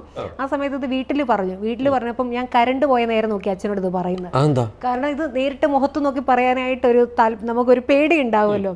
കാര്യം അച്ഛനും അമ്മയായിട്ടൊക്കെ നല്ല ഫ്രണ്ട്ലി ആണെങ്കിൽ പോലും അച്ഛനായിട്ടാണ് ഏറ്റവും കൂട്ട്. നമുക്കൊരു ചമ്മലുണ്ടാവില്ല ഇത് പറയാം. ഞാൻ ഇതുപോലെ ചെന്നിട്ട് കറണ്ട് പോയ നേരം നോക്കി, നമുക്ക് പണ്ട് 7:30 ആകുമ്പോൾ കറണ്ട് കട്ടുണ്ട് വീട്ടിൽ. കൃത്യം ആ സമയം നോക്കിയിരുന്നിട്ട് അപ്പോൾ ചേട്ടൻ നീ പറഞ്ഞു, അപ്പോൾ ഇവരുടെ വീട്ടിൽ നിന്ന് എല്ലാവരും കൂടെ കാണാൻ വരുമെന്ന് പറഞ്ഞു. അപ്പം അത് പറഞ്ഞ സമയത്ത് അറിയിക്കണമല്ലോ ഇന്നുപോലെ വരുന്നുണ്ട്. അപ്പം ഞാൻ പറഞ്ഞ ഇന്ന പോലെ ഒരാൾ നാളെ കാണാൻ വരുന്നുണ്ട്. എന്തിനു വേണ്ടിയിട്ടാണ്? അല്ല, എന്നെ കാണാൻ വേണ്ടിയിട്ട് വരുന്നതാണ്, ഇത് നിങ്ങൾ സമ്മതിക്കണം. അപ്പോൾ അമ്മ സമ്മതിക്കത്തില്ല. ഞാൻ പറ അങ്ങനെയാണ്, ഞാൻ ഇത് വേണ്ട, തമാശ രീതിയിലാണ് എല്ലാം പറയുന്നത്, അങ്ങനെയാണ് ഇത് വേണ്ടെന്ന് വെക്കാം. അത് വേണ്ടെന്ന് വെച്ചോളൂ. അതല്ല, നിങ്ങളെ വേണ്ടെന്ന് വെക്കാൻ തമാശക്ക് പറഞ്ഞാണ് കേട്ടോ. കാര്യം അത്രയും എനിക്ക് ഫ്രീഡം ഉണ്ട് അച്ഛൻ്റെ വന്നു കഴിഞ്ഞ് സംഭവിച്ചെന്ന് ചോദിച്ചു കഴിഞ്ഞാൽ കണ്ട ഉടനെ ആളെ ഇഷ്ടപ്പെട്ടു. കാര്യം ഇവരുടെ വീട്ടിൽ നിന്ന് വലിയ ഒരാൾ കൂട്ടാ വന്നത്, ചേട്ടന്മാരും എല്ലാരും കൂടി ആണ് പെണ്ണ് ചോദിക്കാൻ വന്നത്. വലിയൊരു ടീമായിട്ടാ വന്നത്. ഫുൾ സെറ്റ് ആയിരുന്നു, എല്ലാരും കൂടി വന്നു. അത് അപ്പൊ അച്ഛൻ ഒരു കാര്യം എൻ്റെ അടുത്ത് പറഞ്ഞു, സ്നേഹിച്ചൊക്കെ കല്യാണം കഴിച്ചോളൂ, പക്ഷെ സ്വന്തം കാലിൽ നിന്നിട്ടാവണം. ഞങ്ങൾ 2 പെൺകുട്ടികളായിരുന്നു അച്ഛൻ. അപ്പം അമ്മയായാലും എപ്പോഴും പറയും, നമുക്ക് അതായത് ഹസ്ബൻഡിന് ജോലി ഉണ്ടായിരിക്കാം, നിങ്ങൾ സ്വന്തം കാലിൽ ജീവിക്കാൻ പഠിക്കണം. കാര്യം അമ്മയ്ക്ക് ജോലി ഇല്ലായിരുന്നു. അമ്മയ്ക്ക് 1 രൂപ വേണമെങ്കിൽ അച്ഛനോട് ചോദിക്കണം, അച്ഛൻ കൊടുക്കുമെന്ന് പറഞ്ഞാലും അതിനൊക്കെ ഒരു പരിധികളുണ്ട്. അപ്പൊ ഇത് ഞാൻ കണ്ടു വളർന്നിട്ടുള്ളത് കൊണ്ട് തന്നെ ഇപ്പം അമ്മ എപ്പോഴും പറഞ്ഞിരുന്ന കാര്യം, പെൺകുട്ടികളാണ്. അച്ഛനും പറഞ്ഞിരുന്ന കാര്യം, സ്വന്തമായിട്ട് നിങ്ങൾക്ക് ഒരു വരുമാനം വേണം. 1 രൂപ മറ്റൊരാളോട് ചോദിക്കുക, എത്ര ഭർത്താവായിരിക്കാം, പക്ഷേ എങ്കിലും നിങ്ങൾ നിങ്ങളുടേതായിട്ട് ചെയ്യുന്നതിനൊരു പ്രത്യേക ഒരു വാല്യൂ ഉണ്ടായിരിക്കും. നിങ്ങൾ സ്വന്തമായിട്ടൊരു ജോലി കണ്ടുപിടിക്കൂ, അത് കഴിയുമ്പോഴത്തേക്ക് കല്യാണം ആലോചിക്കാം. അപ്പോൾ ഞാൻ ജോലി കിട്ടിയത് അതിന് വേണ്ടിയിട്ടാണ് ജോലിക്ക് പോയത്. ഫസ്റ്റ് ജോലിക്ക് പോയത് അതിന് വേണ്ടിയിട്ടാണ്. ജോലി കിട്ടിയപ്പോഴും ഞാൻ അച്ഛാ എനിക്ക് ജോലി കിട്ടി, ഇനി ഈ പറഞ്ഞതുപോലെ കാര്യങ്ങളിലേക്ക് പോകണം. അത് കഴിഞ്ഞിട്ടാണ് കേട്ടോ ഇവരുടെ വീട്ടിൽ നിന്ന് ആൾക്കാർ, ചേട്ടൻ്റെ വീട്ടിൽ നിന്ന് ആൾക്കാർ വരും. ചേട്ടൻ്റെ വീട്ടിൽ നിന്ന് ആൾക്കാർ ആദ്യം വന്ന് എൻ്റെ സമ്മതം ചോദിക്കുക, വീട്ടിൽ വരുന്നതിന് മുന്നേ വന്നത് ഞാൻ ഈ വർക്ക് ചെയ്യുന്നിടത്ത് വന്ന് ചോദിച്ചു, ഞങ്ങൾ വീട്ടിലേക്ക് അടുത്ത ദിവസം വരുവാണ്, മോളുടെ ഭാഗത്തുനിന്നും കൂടെ ഒരു കൺഫർമേഷൻ കിട്ടാൻ വേണ്ടിയിട്ട് വന്നതാണ്. ഞാൻ പറയും എനിക്ക് ഓക്കെ ആണ്. അപ്പോൾ ചോദിച്ചു പിന്മാറുമോ ഇത്? ഞാൻ പറയും ചേട്ടൻ പിന്മാറിയാലേ ഞാൻ പിന്മാറത്തുള്ളൂ എന്നൊരു ഉറപ്പ് കൊടുത്തു. അപ്പം അങ്ങനെ പിന്നെ ഒരു അടുത്ത ദിവസം വീട്ടിൽ അന്നാണ് അച്ഛൻ രണ്ടാമത് ഇതുപോലെ അച്ഛൻ ഇതുപോലെ വരുന്നുണ്ട് പറഞ്ഞ് വീട്ടിൽ വന്നിട്ട് ജോലിക്ക് പോയത് കല്യാണം കഴിക്കാൻ വേണ്ടിയിട്ടാണ് പോയത്. അപ്പൊ എന്തായാലും എന്തൊരു സ്ഥാപനവും നമുക്ക് മുമ്പോട്ട് കൊണ്ടുപോകുമ്പോൾ ലൈഫിൽ എന്തെടുത്താലും അതിനൊരു ബാക്ക് ബോൺ ഉണ്ടാവും. ആ ബാക്ക് ബോൺ എന്ന് പറയുന്നത് ഹസ്ബൻഡ് തന്നെയാണ്. 100%. കാരണം ഞാൻ മറ്റ് സ്ഥാപനങ്ങളിൽ ജോലിക്കൊക്കെ പോവായിരുന്നെങ്കിലും കല്യാണം കഴിഞ്ഞ് പ്രഗ്നൻ്റ് ആയി കഴിഞ്ഞ സമയത്ത് എനിക്കൊരു 5-ാം മാസം തൊട്ട് പോകാൻ ബുദ്ധിമുട്ടായിരുന്നു. കുറച്ച് കോംപ്ലിക്കേഷൻസും കാര്യങ്ങളൊക്കെ ഉണ്ടായിരുന്നു. അത് കഴിഞ്ഞ് കുഞ്ഞിനൊരു 1 വയസ്സ് വരെ പിന്നെ ഞാൻ ജോലിക്ക് പോയിട്ടില്ല. അത് കഴിഞ്ഞ് പിന്നെ നമുക്ക് വീട്ടിൽ തന്നെ ഇരിക്കുക, അല്ലെങ്കിൽ നമ്മൾ ഒരുപാട് ജോലികൾ ചെയ്ത് വന്ന ഒരാളായിരുന്നു ഞാൻ. അപ്പോൾ എന്നെ സംബന്ധിച്ച് എനിക്കത് ഭയങ്കര ഒരു വീർപ്പുമുട്ടലായിരുന്നു. അപ്പോൾ ആ സമയത്ത് ഒരുപാട് സ്ട്രെസ്സും കാര്യങ്ങളും ബുദ്ധിമുട്ടുകളൊക്കെ വന്ന സമയത്ത് വീണ്ടും ഞാൻ ജോലിക്ക് പോവുകയൊക്കെ തുടങ്ങി. ആ സമയത്ത് ഗതികേടെന്ന് പറയട്ടെ, ആ സമയത്താണ് കൊറോണ വന്നത്. അത് ഞാൻ നല്ലതെന്ന് വിചാരിക്കുന്നു ഇപ്പം. കാരണം ഇല്ലെങ്കിൽ ഞാൻ ആ സ്ഥാപനത്തിൽ തന്നെ നിന്ന് പോകത്തേ ഉള്ളൂ. അവിടെയും വന്ന് ജോലിക്ക് ഒരു ബുദ്ധിമുട്ട് വന്നുകൊണ്ടാണല്ലോ സ്വന്തമായിട്ട് തുടങ്ങിയത്. അപ്പോൾ ആ സമയത്ത് വീഡിയോസ് എടുത്ത് തുടങ്ങിയപ്പോൾ ചേട്ടന് ഷോപ്പുണ്ട്, കമ്പ്യൂട്ടറിൻ്റെ മൊബൈലിൻ്റെയും സർവീസും കാര്യങ്ങളൊക്കെ ആയിട്ട് ചേട്ടൻ പോകുന്നുണ്ട്. അപ്പം ചേട്ടന് രാവിലെ പോയിട്ട് വൈകിട്ട് ചേട്ടൻ വന്ന് കഴിയുമ്പോഴത്തേക്കിന് വേണം എനിക്ക് വീഡിയോ എടുക്കാനായിട്ട്.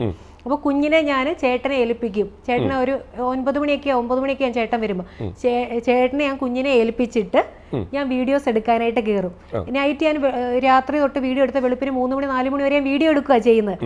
എൻ്റെ പഴയ എല്ലാ വീഡിയോ നോക്കിയാൽ മതി, എല്ലാത്തിലും സീവീഡിന്റെ മ്യൂസിക് ഉണ്ടായിരിക്കും.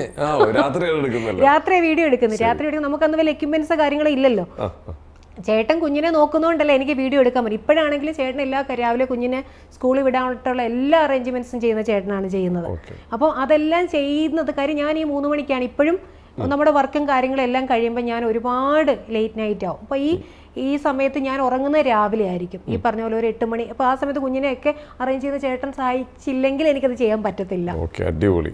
എന്തായാലും നമ്മൾ ലൈഫും ഒരു സ്ഥാപനവും കൂടെ ഉള്ളവരെയും എല്ലാം ഒരേപോലെ വളരെ മനോഹരമായിട്ട് നമ്മൾ മുമ്പോട്ട് കൊണ്ടുപോകുന്നത്. ആ ഒരു ബന്ധം കീപ്പ് ചെയ്ത് പോകുന്നതാണ്. എല്ലാവരെയും സ്റ്റാഫായിട്ടല്ല, അനിയത്തിയും ചേട്ടനും ചേച്ചിയൊക്കെ ആയിട്ട് എല്ലാവരും കാണുന്നത്. അതേപോലെ തന്നെ നമ്മുടെ വരുന്ന സ്റ്റുഡൻസ് ആയിക്കോട്ടെ, എല്ലാവരും നമ്മളൊരു ഫാമിലി പോലെ കൊണ്ടുപോകുന്നത്. ഈ എസ്റ്റെക്കിൽ ഞാൻ നോക്കിയപ്പോൾ ഈ സ്ഥാപനത്തിന് ഞാൻ ആദ്യമേ പറഞ്ഞായിരുന്നു ഒരുപാട് പ്രത്യേകതയുള്ളൊരു സ്ഥാപനമാണെന്ന്. ഇതിലെനിക്ക് ഇഷ്ടപ്പെട്ട കുറേ കാര്യങ്ങളുണ്ട്. ഒന്ന്, നമ്മുടെ എല്ലാവരുടെയും ഒരു ഏകാന്ത ജീവിതം എന്ന് പറഞ്ഞു കഴിഞ്ഞാൽ ചിലപ്പോൾ ആഫ്റ്റർ വെഡിങ് ഒക്കെ ആയിരിക്കും. ഈ കൂടുതൽ പെൺകുട്ടികൾ വീട്ടിലായിപ്പോൾ ഹസ്ബൻഡൊക്കെ ജോലിക്ക് പോകുമ്പോൾ ഒറ്റയ്ക്കായി പോകുന്നത്, അവർക്കൊക്കെ വീണ്ടും വന്ന് റീജോയിൻ ചെയ്ത് പഴയ ഒരു സ്കൂൾ കോളേജ് കാലഘട്ടത്തിലേക്ക് തിരിച്ചു പോകാൻ പറ്റും. ഇനി വന്നു കഴിഞ്ഞാൽ 1 വർഷം കൊണ്ട് അവിടുന്ന് സ്വന്തമായിട്ട് ഡിസൈൻ ചെയ്ത ഒരു മോഡലിനെ റാമ്പിലിറക്കി കഴിവ് തെളിയിച്ച് പുറത്തേക്ക് പോകാൻ പറ്റും. ഇതിൻ്റെ കൂടെ തന്നെ പാരലി സ്ഥാപനങ്ങൾ ചെയ്ത് മുമ്പോട്ട് പോകുന്നവരാണ്. നേരത്തെ പറഞ്ഞ പോലെ ഒരു 2 രൂപയുടെ നൂലും ഒരു മെഷീനും ഉണ്ടെങ്കിൽ വീട്ടിലിരുന്ന് സിമ്പിളായിട്ട് വരുമാനം ഉണ്ടാക്കാം 6 മാസത്തെ കോഴ്സ് കഴിഞ്ഞാൽ തന്നെ. എന്തായാലും അടിപൊളി, ഒരുപാട് നല്ല ക്വാളിറ്റിയുള്ള കാര്യങ്ങൾ ചെയ്യുന്ന ഒരു സ്ഥാപനമാണ്. എന്തായാലും എസ്റ്റെക് ലോകം മൊത്തം പടർന്ന് പന്തലിക്കട്ടെ. എല്ലാവിധ ആശംസകളും നേരുന്നു ഇതിന്, ടീമിനും ഇതിന് പുറകിലുള്ള എല്ലാവർക്കും.